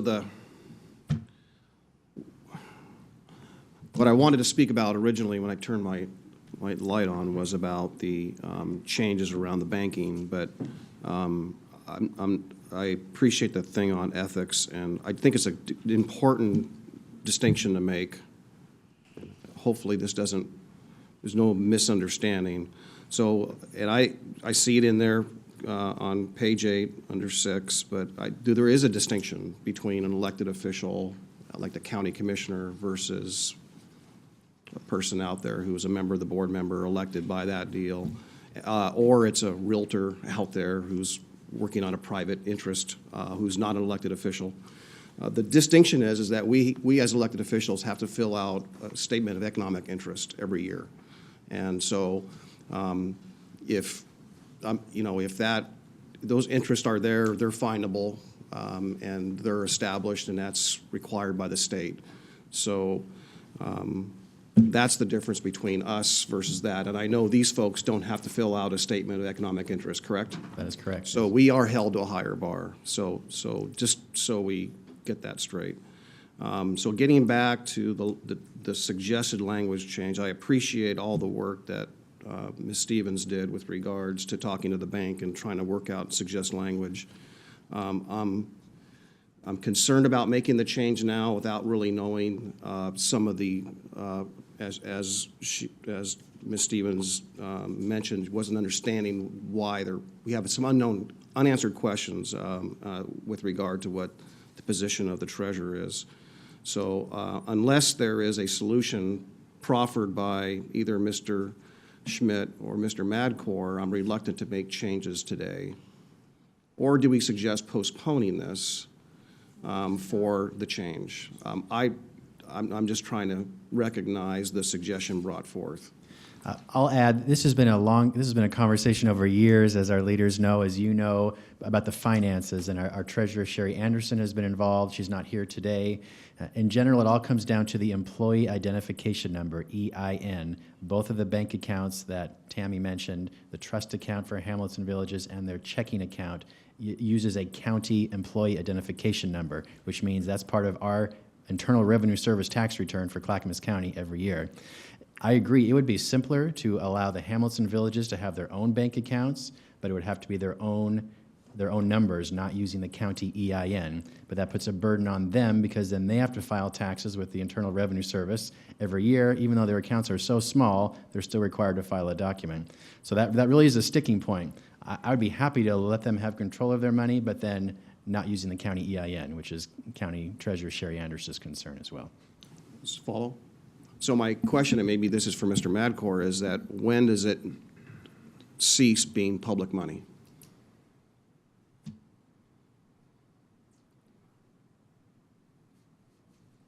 Can we get back to you on that one next week? I've made my point. I don't know. The EIN does allow for some type of charitable contribution. It allows for county oversight. It allows for some county control of it, and dual accountability and access to it.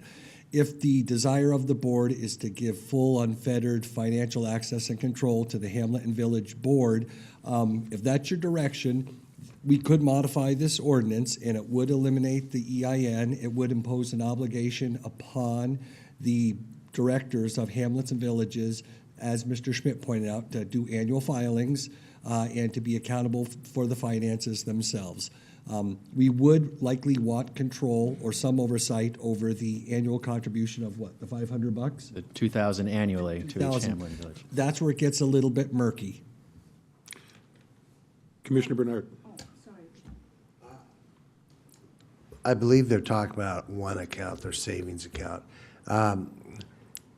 You know, I probably have my Social Security number on a lot of little accounts that you know, have raised money because, or my business ID number because nobody else has one. I have a nonprofit that has its own ID number. I mean, that's the ideal way to do it. It's fairly complicated. I don't have a problem with this, but I'm not ready really to make this change right now either, and I'll tell you why. It has nothing to do about it. I trust Tammy and your treasurer 100%, but you see all the time baseball teams that raise money and that money disappears. I don't know who's going to be there in 40 years or 2 years or whatever. So that's my problem. That you know, the report to the IRS it would basically be interest. And I don't know, I got my bank statement the other day on a small savings account. Interest was 1 cent. And I'd be more than happy to claim that on my taxes. But the issue is about that trust. Now I trust, but I won't be here in the future, and they may not either. So I'm a little bit concerned. So I'd rather put that aside for now and then maybe have a little discussion with Sherry and see what are some of those options. I mean, an individual could put their tax ID number on it and probably have no impact. You're not really raising money. I'm not really sure how that works, but it'd be, you know, I have a tax account, and I'd be happy to ask him to take a look, give me some ideas on how you could do that. But for today, I'm not quite ready to do that. And we've had this discussion. I've talked to Gary, and I know this is a long-standing thing, but it's more to our attention now, and maybe we can spend a little time trying to figure that out. Commissioner Smith. Well, as more comments are made, more questions come up in my mind about the liability. What if a CPO or Hamlet fails to file a tax return somehow out there because they failed to claim the 1 cent interest? Does that then become back on the county for the county's responsibility? So there's a whole lot of things that our finance department's going to have to figure out on this. And done. All right, Commissioner Savas. Yeah, and I appreciate Commissioner Bernard mentioning putting this aside for now, but, and Commissioner Smith just raising CPOs, which was where I was going to kind of go. And I know that that's not what this is under. This is under Hamlets and Villages only. And I guess the other aside is that some of these CPOs are doing, as much hard work as the Hamlets and Villages with far less money.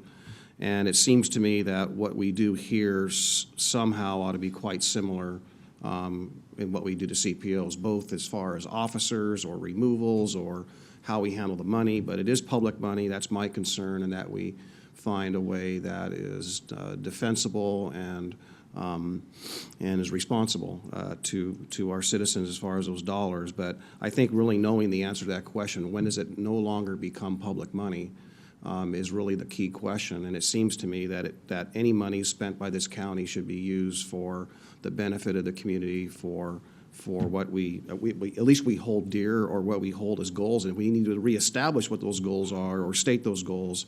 I think it'd be pretty valuable. Commissioner Bernard? Well, I think there's a big distinction between a CPO and a hamlet and a village. That's by state law, I'm pretty sure CPOs are. Hamlets and Village is something we created to provide greater access to the community. It's different. It should be funded different. The whole process is different. So I'd be concerned that it should not apply to a CPO. CPOs could become hamlets and villages, and many of them have decided not to. So I don't think you really need to go there. And public money, basically this is a grant to hamlets and villages to perform greater outreach and greater public participation, and that's what it is. That's all it is. And during the process, I forget what that was called, community, what was that thing? Complete communities. Complete communities. This is where this came from, and I attended those as mayor of Milwaukee, and it was something that I actually opposed as mayor of Milwaukee, because neighboring cities don't really need other people telling them what to do. But as a commissioner, I see it as a valuable tool when done right. Most of hamlets and villages do a fantastic job, and CPOs may have no issues ever. I mean, some of the smaller ones or some of the mountain groups, they rarely have meetings, if they ever have meetings. So this is a greater outlet. So I think of it as a grant process. And, like we were just told, if we decided we didn't think they were spending our grant properly, we just say goodbye and we're done. We start all, we're back to where we used to be. So for now, I'm good with this board removing a board member, and I'm interested in looking further into the bank account issue in the future. So where do we go from here? Well, I was about to say how I think we should go. If our intention is to pass this today with some alteration, one of which was handed out to us, with the clarification on how a board member would be removed, adding the word only, I think is a consensus.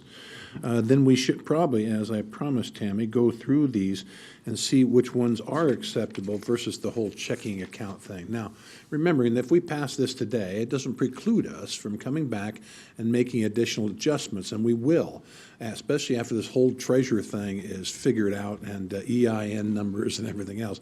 But I think it's important that we get something passed here today. Commissioner Savas. So would there be any harm, Chair, to simply allow a couple weeks and bring this back for a second hearing? That way we can at least vet some of this stuff. It seems to be awkward and difficult to wordsmith, make these changes. There is a second hearing. Then I guess what we're really saying, then if there is a second hearing, I heard the chair signify, get this done today. So if I was assuming there was a second hearing. So Yeah. let's go through that process and get some time to vet this out. And if we need to talk about this in a policy session maybe, but I don't think this is the best time to start wordsmithing this when we have more time ahead of us. Wordsmithing be our life. the rest of the commissioners can certainly chime in. Is your intention to pass some form of this today? I would pass it as it is today, is my druthers. And then we have, and Mr. Madkour, you said earlier, if we want to make changes before the second reading, we can do that at a different forum that may be easier for us. Is that possible? You could make changes at the second reading, which currently is scheduled for February 19th.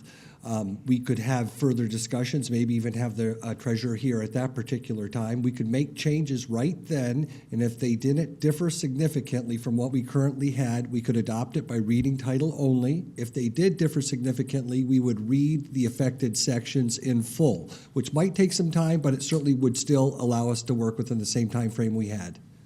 Commissioner Bernard? And I agree. I think we could move forward and be more than happy to have some commissioners talk to the treasurer about some various ideas on the bank account. This has been going on for a long time, frankly. I think it's time to put this behind us, majority of it behind us, and move forward. Okay, to that end, Tammy, do you have a copy of this, Mr. Schmidt? Yes. You do. Okay. She's acknowledged on her first page, the removal aspect, and I think that is fine with them. And Commissioner Savas, again, mentioned the word only, and I think that will be included in this. Now, her second point is under financing. All such funds, she wants to change it from will to may be deposited with and administered by the county on behalf of the hamlet. And then she's added, or a county-approved bank account. Mr. Schmidt, do you have an opinion on that? I feel that the county treasurer and our finance director should be involved with this because I expressed my opinion. I'd love to have give more authority to the Hamlet Village leaders to have the access to their funds. But again, based on what I've heard from our treasurer and finance officer, there are some larger tax implications to the county. Okay, so the portion she has under financing, 2.10.070, is something we can take up with the treasurer, probably in a short study session. I'm thinking that would behoove us before we have the next public hearing on this. And that way, I'd want to hear from Sherry on this, and we can affect any changes we want to at the second reading. Commissioner Savas. Okay, all right, so I think you just maybe clarified. So we are going to make some suggested changes today, and we will have the second hearing. Yes. Okay, I was not clear by. Unless we call an emergency. Right, exactly, because I was just going to say, it is publicly noticed as a first hearing. I want to make sure we were still doing that. That's all I need. Thank you. Okay, the same goes for 2.10.100. Again, that's a conversation we have to have with the treasurer. Agreed, Mr. Schmidt? Yes. Okay, the third change, the impressed bank account. Is that something we also have to talk to our treasurer about? Yes. Okay, well, there you go, folks. Now, so I would ask that since we've discussed this handout, specifically about the removal portion, that anybody who makes the motion would incorporate that change into that. So I'm unclear on what change we're incorporating in it. The handout you got right there. Tammy's handout, but Gary says. Well, this is from the staff. Oh, is from this staff. one, okay. The word only. Yeah, So make sure you get yeah. the word only in there. But, so. So I'd be happy to. Go ahead. Okay. Yes, please make a motion. I move we read the ordinance by title only, amending, I just was trying to find the chapter such and such. Yeah, It's page 8, section 2. It's what it says above on that sheet. yeah. So amending chapter 2.10.060 C to read as follows. Any member of the Board of Directors of a Hamlet Village may be removed by a 2/3 majority vote of members at a town hall meeting. The matter of removal may only be acted upon at a town hall meeting of the hamlet or village. All right, is there a second? Second. Motion made by Commissioner Bernard, seconded by Commissioner Smith, Commissioner Savas. It says Schrader on this, driving me nuts. I didn't have my light. Did I have my light on? Oh, yeah. That was I from the must have not previous turned it on. question. Okay. Further discussion about the motion? All right. Yes. Just to the overall bill, or not bill, it's an old habit, ordinance. Thank you, Gary. I want to say to Tammy and your folks, The reason why we did these changes is because we needed to clean up the money part. It was loosey-goosey. I'm afraid if we allow for may instead of will, we're back to loosey-goosey, okay? So I won't be supporting the changes that you put forth today because of that reason, but I wanted to tell you why. Okay. All right, I'll ask the clerk to call the poll. Okay. Is Commissioner Savas? Aye. Commissioner Bernard? Aye. Commissioner Smith? Aye. Chair Ludlow? Aye, it passes 4-0. I'll ask the clerk to assign a number and read the ordinance by title only. The number is 03-2015, an ordinance amending Chapter 2.10, Community Connections of the Clackamas County Code. We might also note for those listening that this is as amended as Commissioner Bernard stated. So I'll announce the second reading will be on February 19th, 2015 at the evening business meeting at 6 p.m. All right. Now, we'll go on to Public and Government Affairs. Mr. Krupp. Yes, we do have a public discussion item on your agenda this morning. It's to consider a resolution regarding the Clackamas County Coordinating Committee, and I'm going to invite Mr. Gary Schmidt to give you a report and recommendation. I am Gary Schmidt. I'm still here. I'm here to talk to you today about a resolution to acknowledge the existence of the Clackamas County Coordinating Committee, also called C4, and to, part of the resolution, encourage the County Board of Commissioners to endeavor to reach agreement with actions and discussions that are held at C4. A brief history. Back in the mid-1990s, Clackamas County hosted an annual summit with city leaders and county leaders to discuss issues of mutual concern. Those were highly attended and well respected, but the group decided that meeting annually was not enough. They wanted the chance to meet more often. Therefore, in the late 1990s, the Clackamas County Commission at the time convened with cities to discuss how could we do that. And they determined in September 2001 to form the Clackamas County Coordinating Committee, which at the time included cities and the county, to come together once a month in a forum to discuss issues of mutual interest, to reach consensus and collaboration on those issues. In later years, other organizations were added to C4, including members from hamlets and villages and community planning organizations, as well as some non-voting members from Metro, the Port of Portland, rural and urban transit agencies.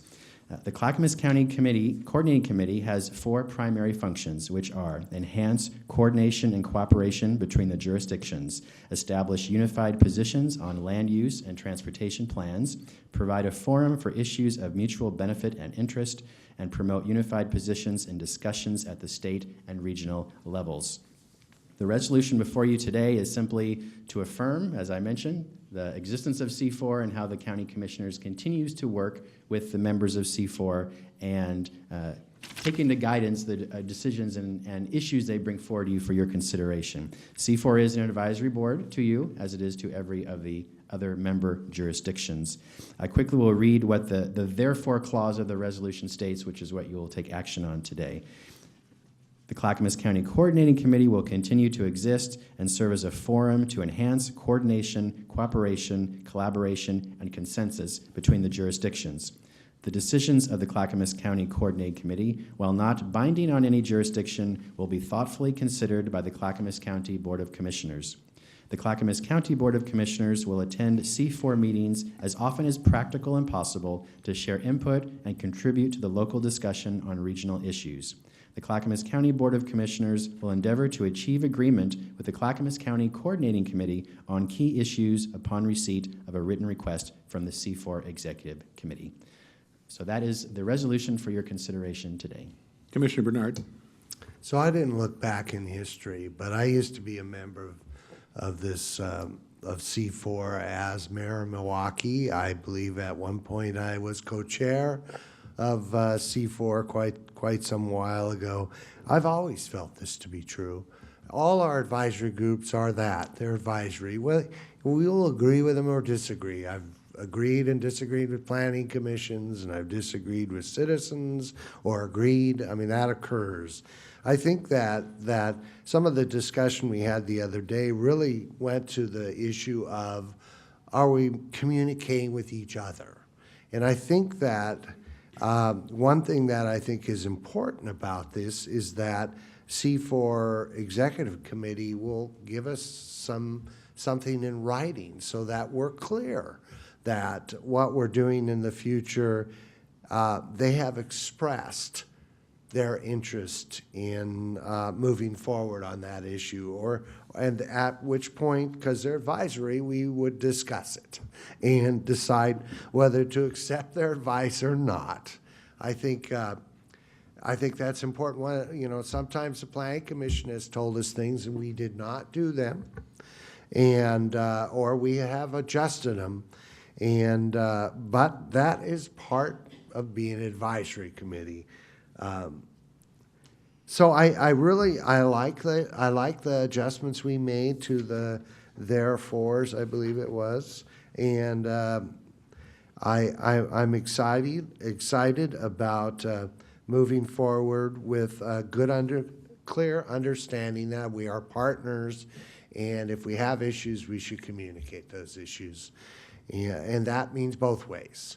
Some of the adjustments I made to the therefore I thought were important because it sounded kind of one-way communication, and I think this way it demonstrates a two-way communication. So I look forward to supporting this resolution. Commissioner Savas.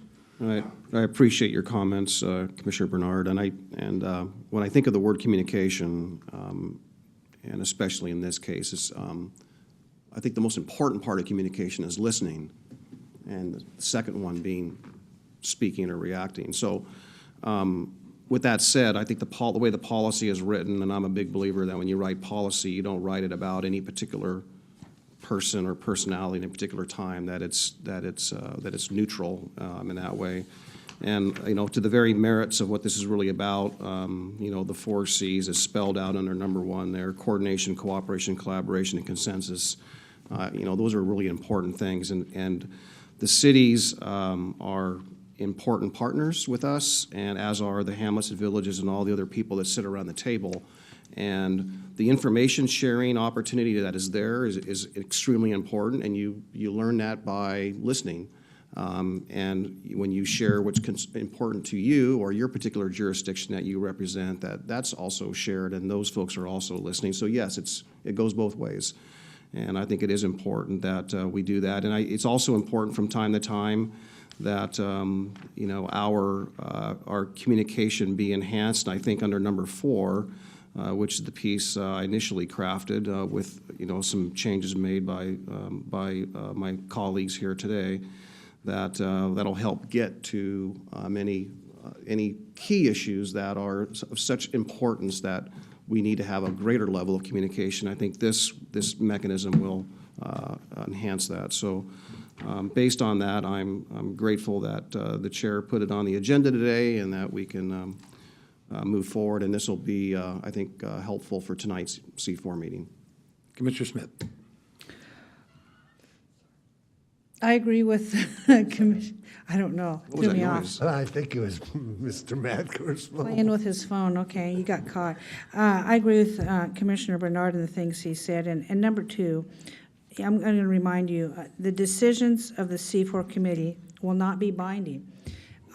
Yesterday at the city's dinner, where we all attended, the mayors of the cities of Clackamas County spoke, and one of the mayors called the C4 committee out and was very critical of Clackamas County.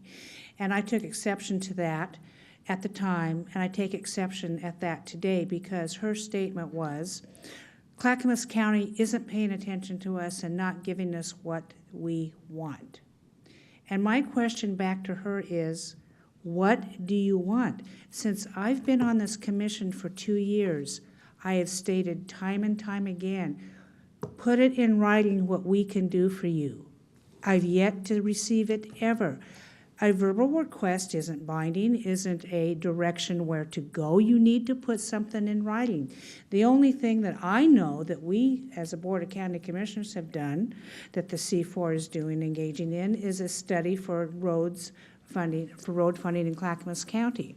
So whereas this group has grown from the original intent, and I'm going to read who has been added to that, We've added voting members of the hamlets and villages, CPOs, non-voting representatives from Metro, the Port of Portland, rural transit agencies, and urban transit agencies. I would submit that maybe that since there are so many voting members and non-voting members on this committee constantly giving opinions, that it's impossible for this group to reach a consensus on sending something to the Board of County Commissioners that can be clarified that we can act on. So I think maybe the fault lies not with us not paying attention, not communicating, but them telling us what they want. Now, when these people usually don't have problems telling people what they want in closed sessions or with anything. So I think the makeup of this committee, while important to the people on it, have devised a system that is allowing them to fail by being so large, by not concentrating on the issues, by not sending written communications, and our staff is there. So I find great fault in the accusation that was made in front of hundreds of people yesterday at a luncheon where there was no chance for the county commissioners to say, hey, wait a minute, sweetheart, that's not exactly what's going on, so that's why I'm saying it today. I will support this motion, or this language, but it's permissive. I don't know that's going to get us any closer to anything that we can do for them, but we'll try. Commissioner Bernard. Oh, I just want to add, there's one of the reasons C4 was created was to create, to actually kind of reflect what Washington County did. And there is a big difference between this group and Washington County's group. One is who's on the committee. It's significantly different. The bylaws are 2 pages for Washington County, and their main purpose was transportation and land use. This group has a greater purpose, a greater vision, and I think it makes it more complicated. So all we're really saying here is we're open to listening, to hearing, and doing what we were elected to do, and that's what's best for the county. So I wholeheartedly support this resolution, and will do my best to attend C4 meetings. But one of the reasons, too, that we have 5 members on the commission is that, we have some representation at as many things as possible. Matter of fact, I'm not going to a meeting tonight so that I can attend C4 tonight. The other meeting was a lot further away, so I appreciate the opportunity. Yeah, you're living real close nowadays. Commissioner Savas. Well, I appreciate all the comments, and a brief history lesson on this, or history, not really a lesson, is that I happen to be a person who started going to these meetings in 2001, and very consistently every meeting thereafter. So I watched it, and what it used to be, and from my observation and my viewpoint, it used to be really a very top-down kind of a group. It was the county that was leading the way, and it created a lot of tension. That it started out, well, wait a minute, this was supposed to be really a committee about our needs, and you're not, so it was one way, but it was the county top down.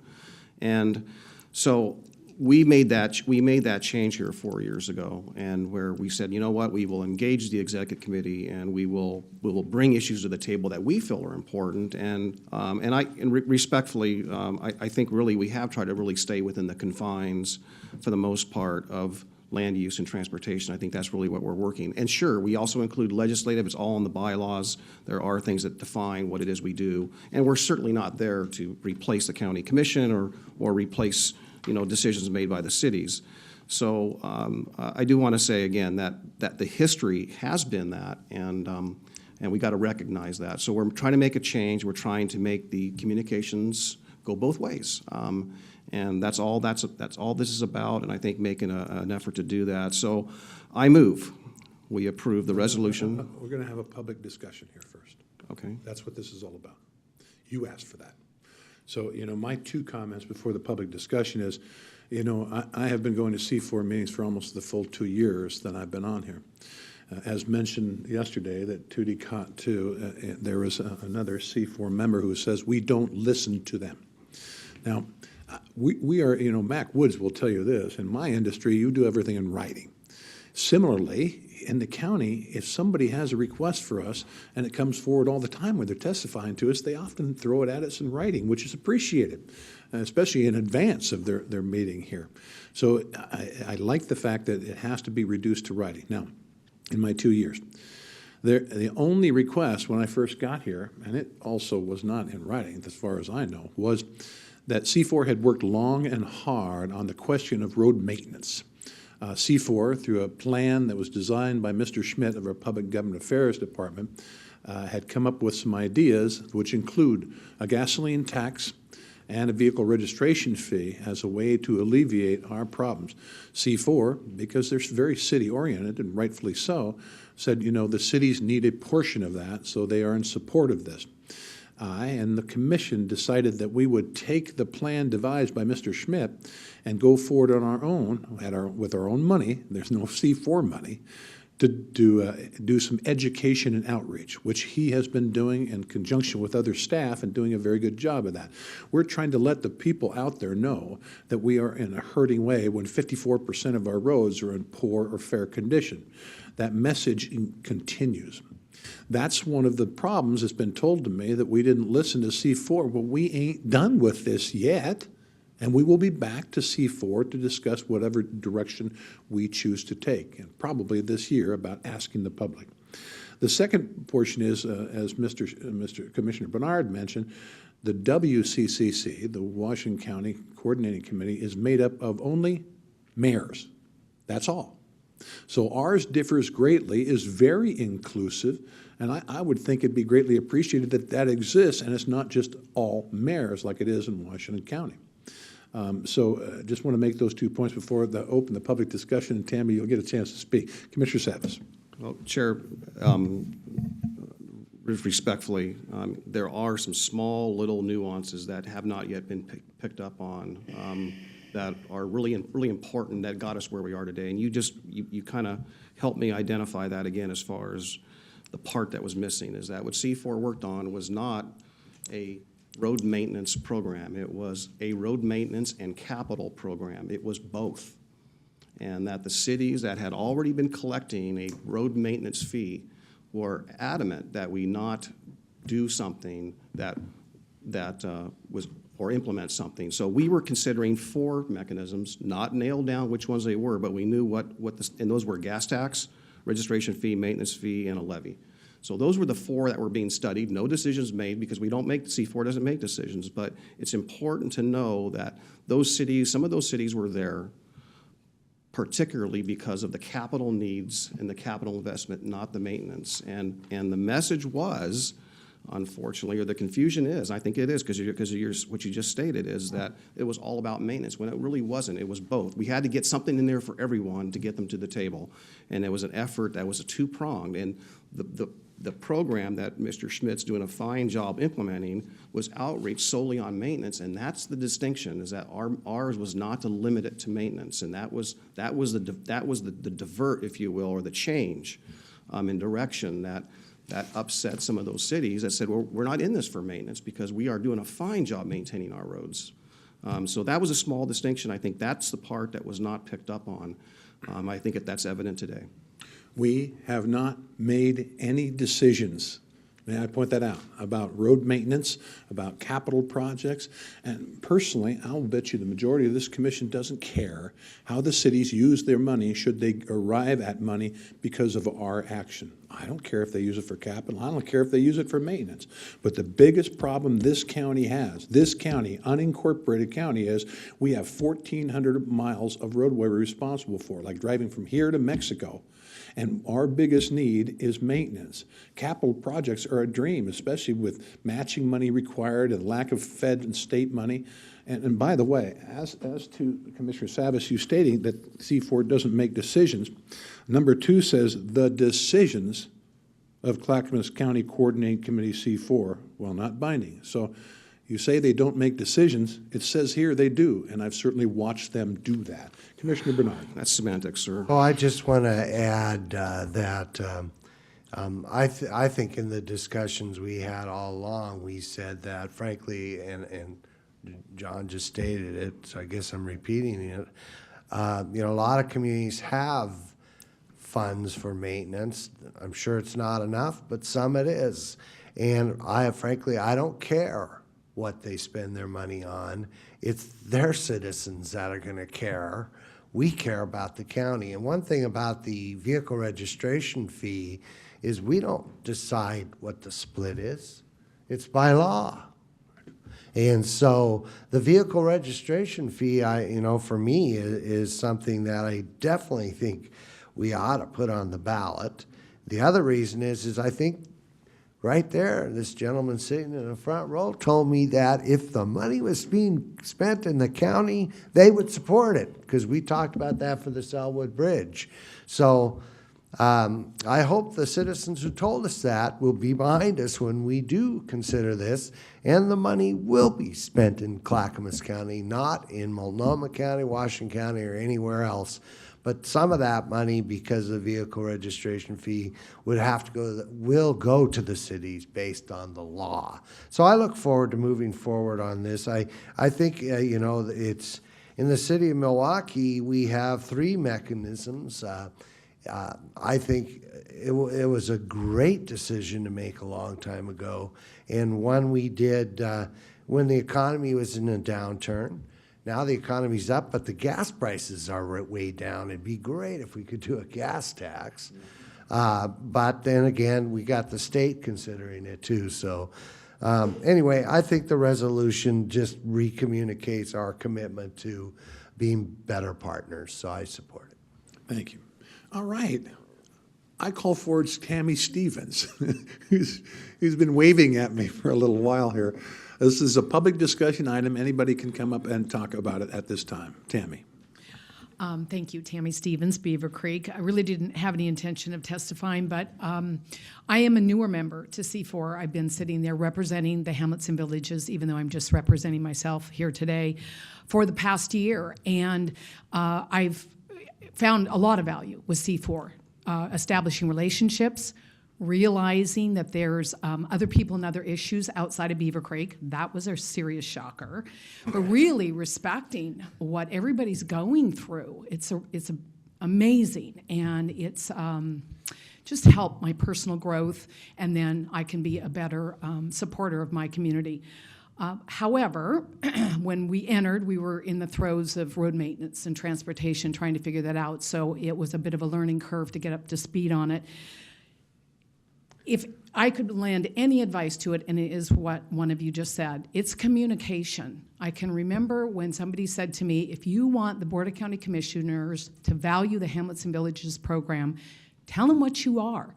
Tell them what you do. Tell them, keep you informed. After our town halls every quarter, come in here and communicate so that you understand what we're doing and why you should find value.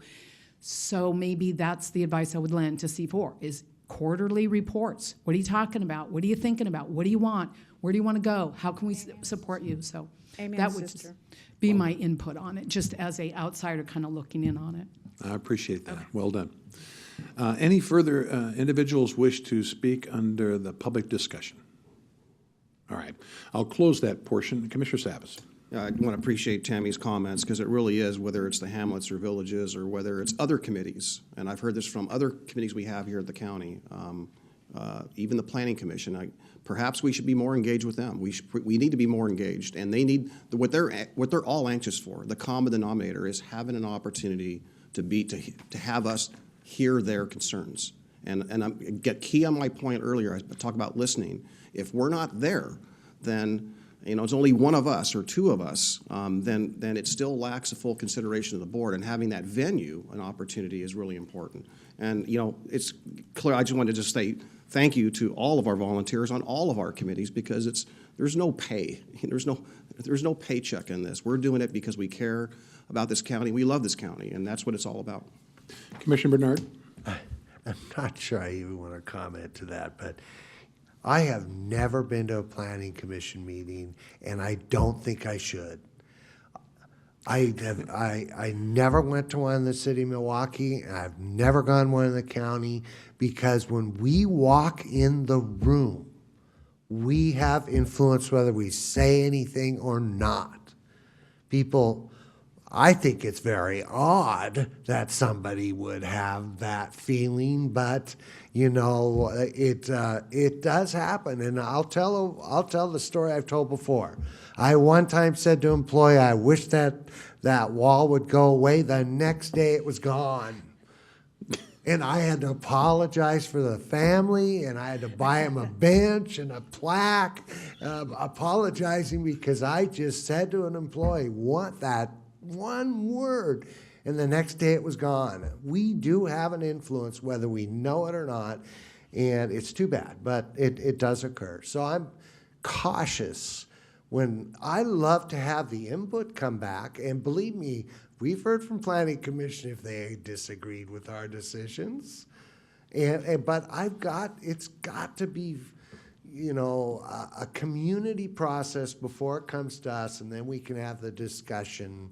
That's just the way I've always felt. And also, it's like in the city of Milwaukee, you just tried not to influence the process as much as possible until the community had their chance, and then you communicated your concerns. And people coming up here at this dais and telling us, things, that's how you make adjustments. And I have seen it. I've seen one person walk in here and say one thing, and we'll change our direction totally. And so I think it's important to leave that to the process, and we can make our decisions based on the facts that we received from various groups. So.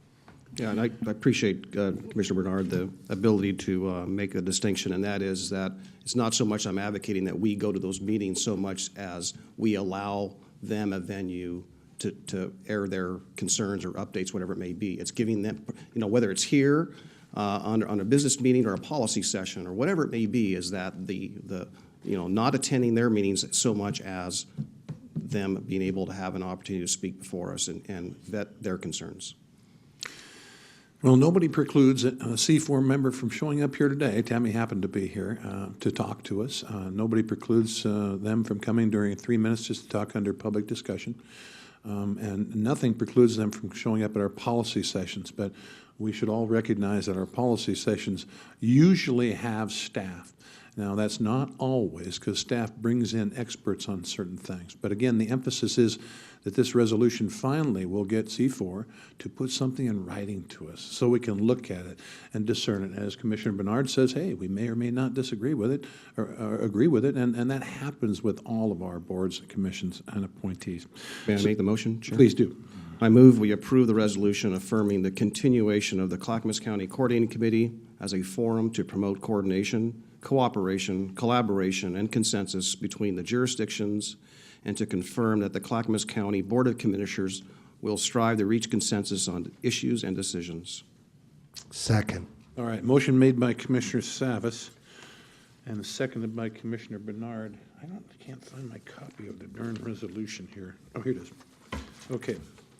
The only question I had on the motion was the word strive, because I thought we removed that. Well, I just read from the... I understand. It's printed out for us. Don't get me wrong about that.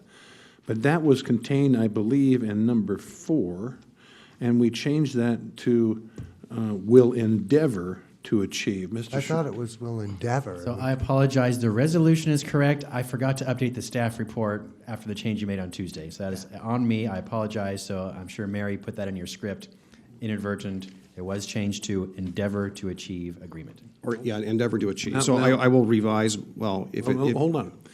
Is there any other changes besides that need to be done to this? That's the only word. All right, Paul. So I'll just restate it. I move we approve the resolution affirming the continuation of the Clackamas County Coordinating Committee as a forum to promote coordination, cooperation, collaboration, and consensus between the jurisdictions, and to confirm that Clackamas County, the Clackamas County Board of Commissioners will endeavor to reach consensus on issues and decisions. All right, and you seconded that, Commissioner Yes, Bernard? second. All right, discussion? Oh, wow. I guess we did all that in advance. All right, time for the poll. Caroline? Commissioner Bernard? Aye. Commissioner Smith? Aye. Commissioner Savas? Aye. Chair Ludlow? Aye, passes 4-0. It's time for the consent agenda. I'll ask the clerk to read the consent agenda by title.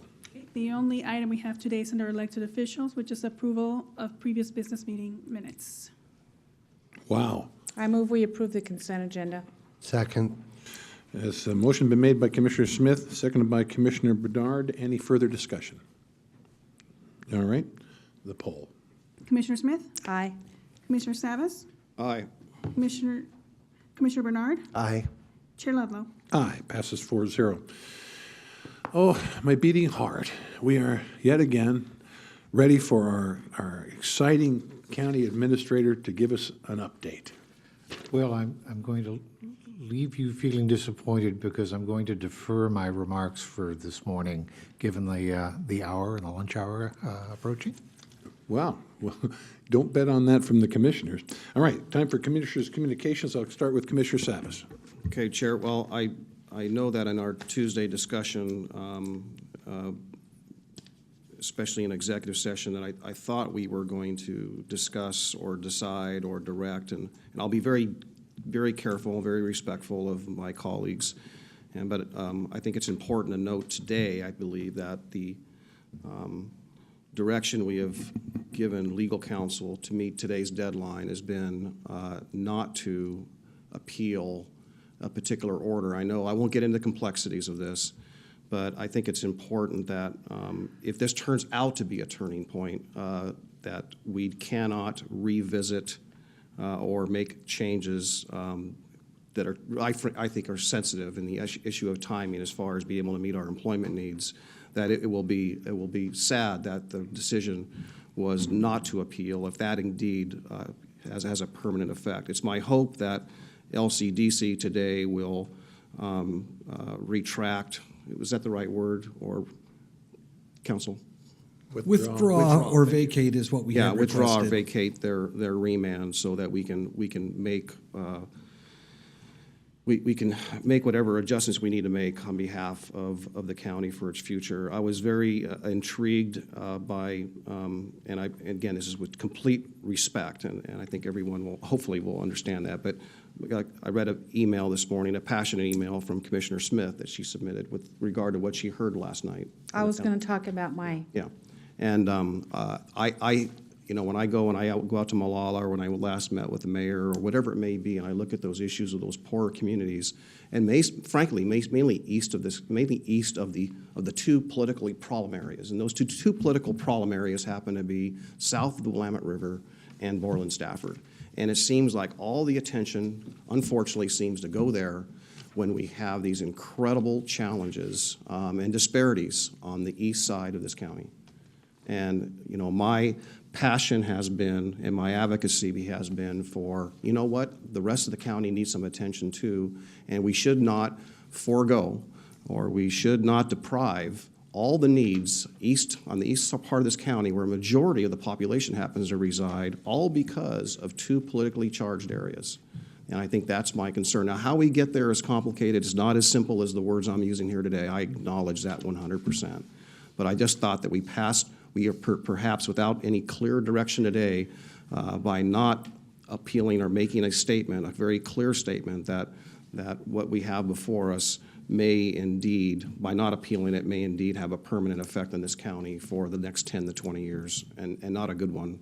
And that's my concern. It may. Commissioner Schmidt. Thank you, Mr. Chair. Tomorrow, there's a very important birthday. Does anybody know who that is? Ronald Reagan's birthday is tomorrow, February 6th. And the reason why I'm mentioning that, because I happen to admire and like this president very much for this reason. He pulled this nation out of recession and was a steady and consistent leader here at home and abroad. And I really appreciate those things now as I get older and older. He restored faith in the American dream and in our own sense of responsibility. And more than anything, he loved this country more than anything, and he was a great president just because he respected Americans and the American dream and this country. Just a little note. I took a driving tour of the Stafford-Borland area, went clear down to Aurora Airport and back with staff. It was very enlightening. I've been through there many times before, but as these issues come up, it was nice to see with the map the areas that would be affected by this, along with our head of our DTT leader, and it was a lot of fun. I've also met with the newly elected mayors of Gladstone, Damascus, and Oregon City, and they're full of energy, and they're intelligent, well-spoken, and I look forward to continued good relationships with these cities as we move forward. Last night, I had what I call a commissioner's corner in the city of Molalla, and the title was Has the Economy Left You Behind? Molalla and the entire South County, and you can make this statement from just south of Oregon City and some parts of Oregon City, have been totally ignored by the efforts, I think, of staff and even this Board of County Commissioners. There's industrial land sightings out there. They're flat, and they're only 20 minutes from I-5 on Highway 211, and that seems to be ignored for other areas where people jump up and down and have voice the most.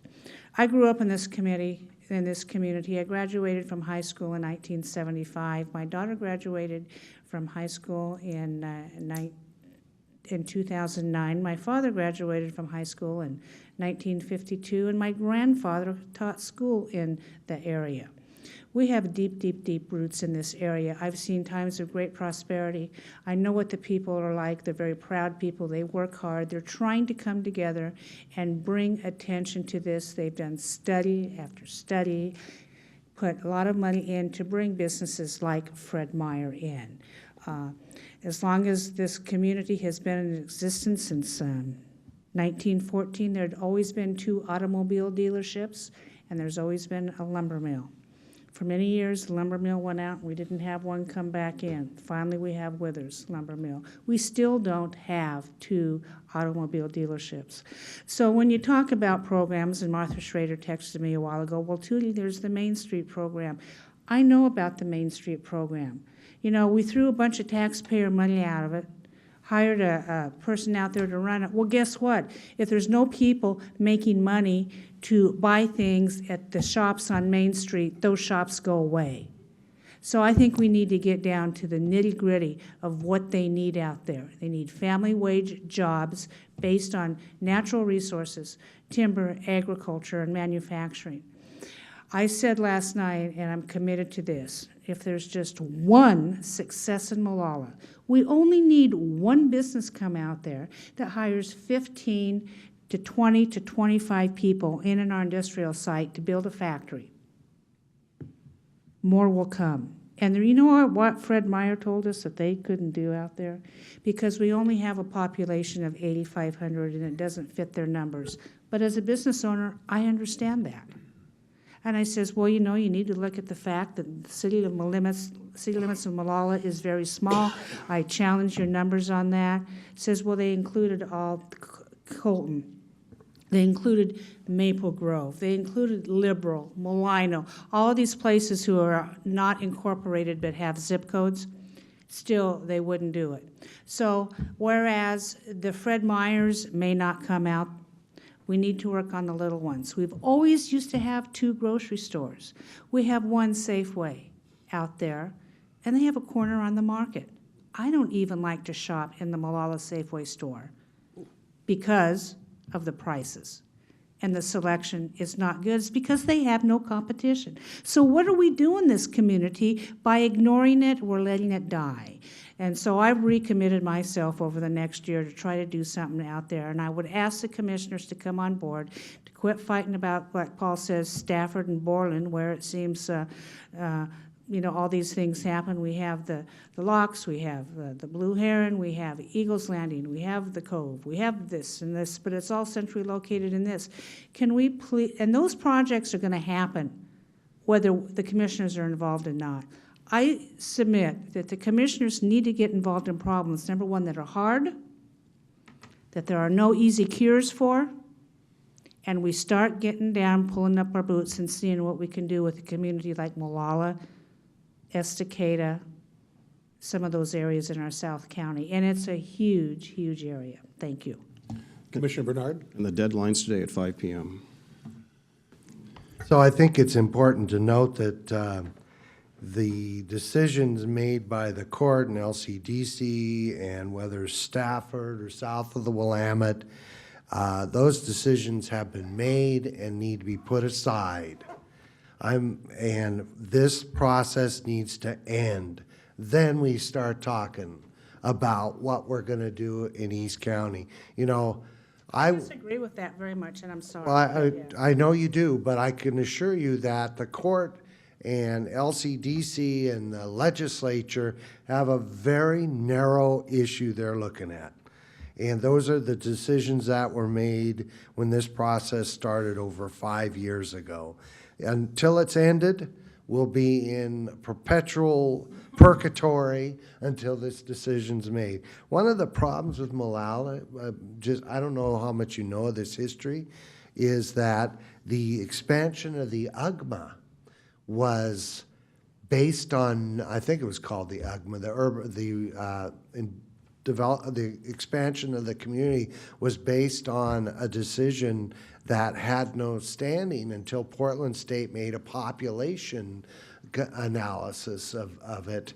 And we told them for 2 years it was wrong, and we couldn't do it unless they had a proof that their population would actually grow at these huge numbers. And finally, when they decided to accept that, we moved forward, and that agreement was made.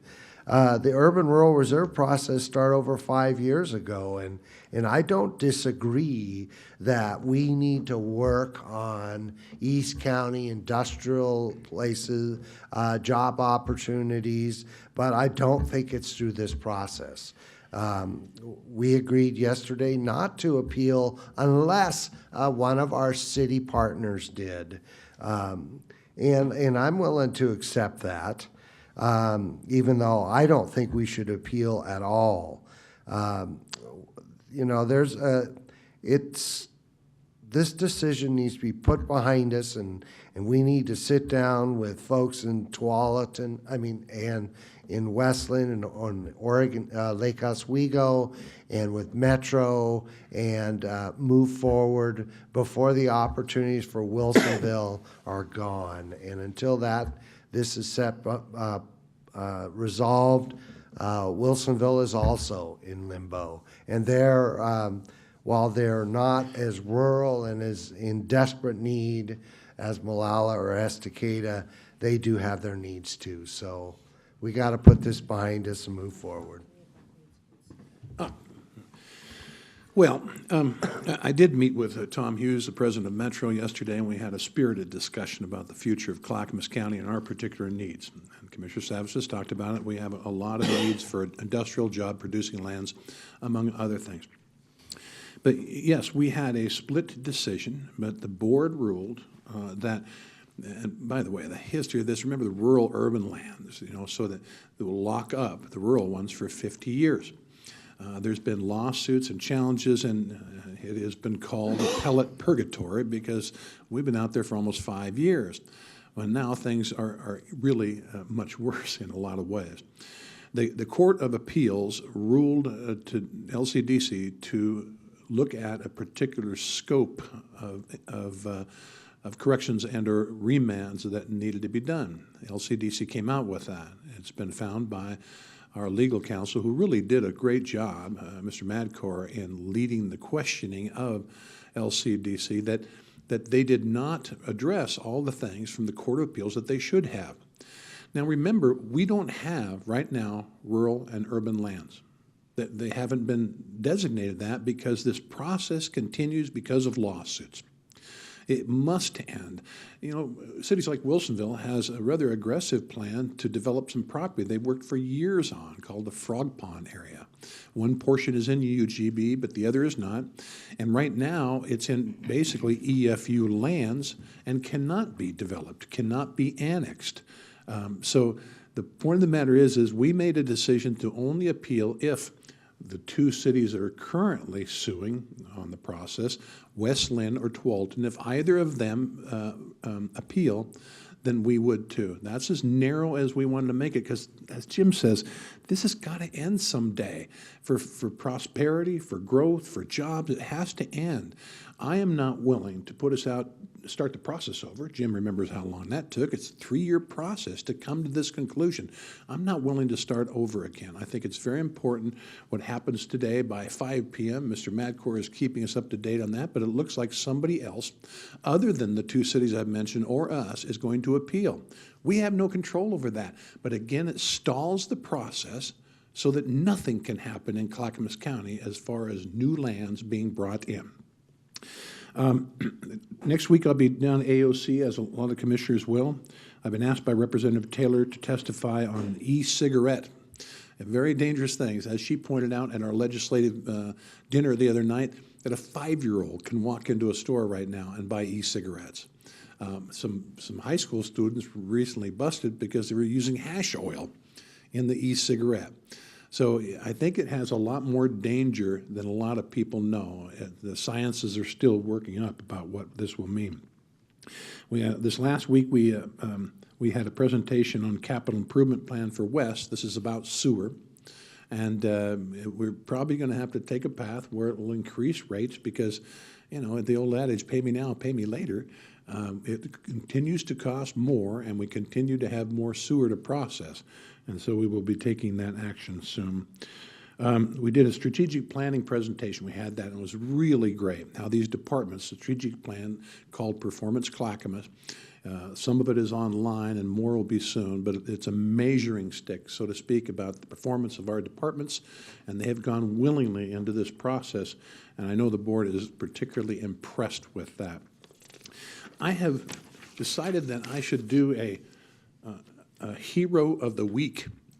And because of my work and other commissioners at the homeless count here a few weeks ago, I did not know that this was happening, but I think it's important that the public should know. This is pro bono, this is free work. But the Clackamas County Bar Association, the CCBA, the Clackamas County Law Library, CCLL, the Legal Aid Services of Oregon, the LASO, and the Clackamas Service Center, CSC, teamed up to create a new pro bono clinic in 2014. The CCBA and LASO worked together for several months to design a clinic model that would serve the needs of both clients and volunteer attorneys. The clinic is designed to help low-income clients in Clackamas County complete expungement paperwork. Now, oftentimes this holds people back from getting housing is they have an old conviction from way back. It's not germane. They've changed their ways. They've been good, and this helps them do that. A criminal record can be a barrier to housing and employment. By helping clients to expunge their records, volunteers, attorneys can help a client get back on their feet onto solid ground. The expungement clinic is currently held on a quarterly basis. LASO screens and schedules potential clients, and CCBA attorneys provide pro bono services. Volunteers meet with clients, help them assess whether they qualify for an expungement, and if so, complete the paperwork for them. The clinic is set up to provide one-time brief services to clients. Attorneys do not provide ongoing services to clients. Because of the strong interest it has generated, the stakeholders are looking at increasing the frequency of the clinic in the coming year. And again, these are volunteer attorneys. You can say what you want about attorneys, but this is fantastic that these people use their expertise to help people most in need. The names of the main volunteers are from CCBA, it's Tom Noble and Bill Knox. From LASO, it's Maya Crawford. From CCLL, it's Jennifer Daglish. And from CSC, it's Bill Stewart. Congratulations to these fantastic volunteers that reach down to our most vulnerable population and give of their talents. So that's my unsung heroes of the week. There being no further business before the commission this day, this meeting is adjourned.